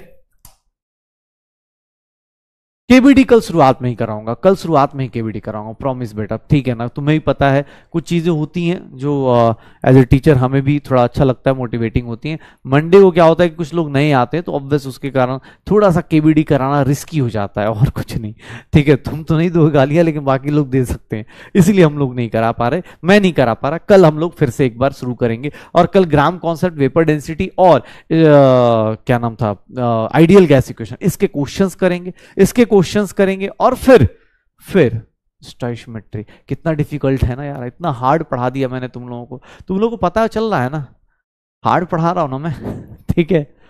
कितनी हार्ड चीजें चल रही है, 15-16 कॉन्सेप्ट पढ़ा दिया यार। आज तो मैंने कितना, आइडियल गैस इक्वेशन मिला तो 16 हो गए, और ग्राम कॉन्सेप्ट को मिला 17 कॉन्सेप्ट। 10 क्लास में 17 कॉन्सेप्ट पढ़ा रहा है टीचर, बताओ यार। हाँ, यहाँ हम पूरा 10th में 10 कॉन्सेप्ट नहीं पढ़ते थे, पाइथागोरस थ्योरम उसी में खुश रहते थे। तो चलो कोई नहीं, एंजॉय करो, पढ़ाई करते रहो, ठीक है। हाँ, पढ़ाई करते रहिए, कल मिलते हैं और कल क्वेश्चंस करेंगे। ओके। नहीं सॉन्ग भाई, अबे सॉन्ग क्या सुनोगे यार, ऐसे याद थोड़ी ना करके मैं बैठा हूं, मैं किस दिन याद करके आऊंगा तो, ठीक है। हाँ, किस दिन आराम से सुनाऊंगा, जिस दिन ये चैप्टर एंड होगा उस दिन। चलो डन, जिस दिन ये चैप्टर एंड होगा ना उस दिन सुना दूंगा। पहला चैप्टर एंड करेंगे ना, तो सोच रहे हो कितनी खुशी होगी। हाँ, उस दिन डन डन, एकदम नया नया सुन के आऊंगा, सुना के एकदम। वो कौन सा, टोनी कक्कर वाला, हाँ, मूल मूल मूल मूल मूल, ठीक है। मैंने देखा मूल, तूने देखा मूल, हो गया मूल मूल, ऐसे करके गाना गा सकते हैं। चलो ओके, चलो पढ़ाई करो, बाय बाय, गुड नाइट।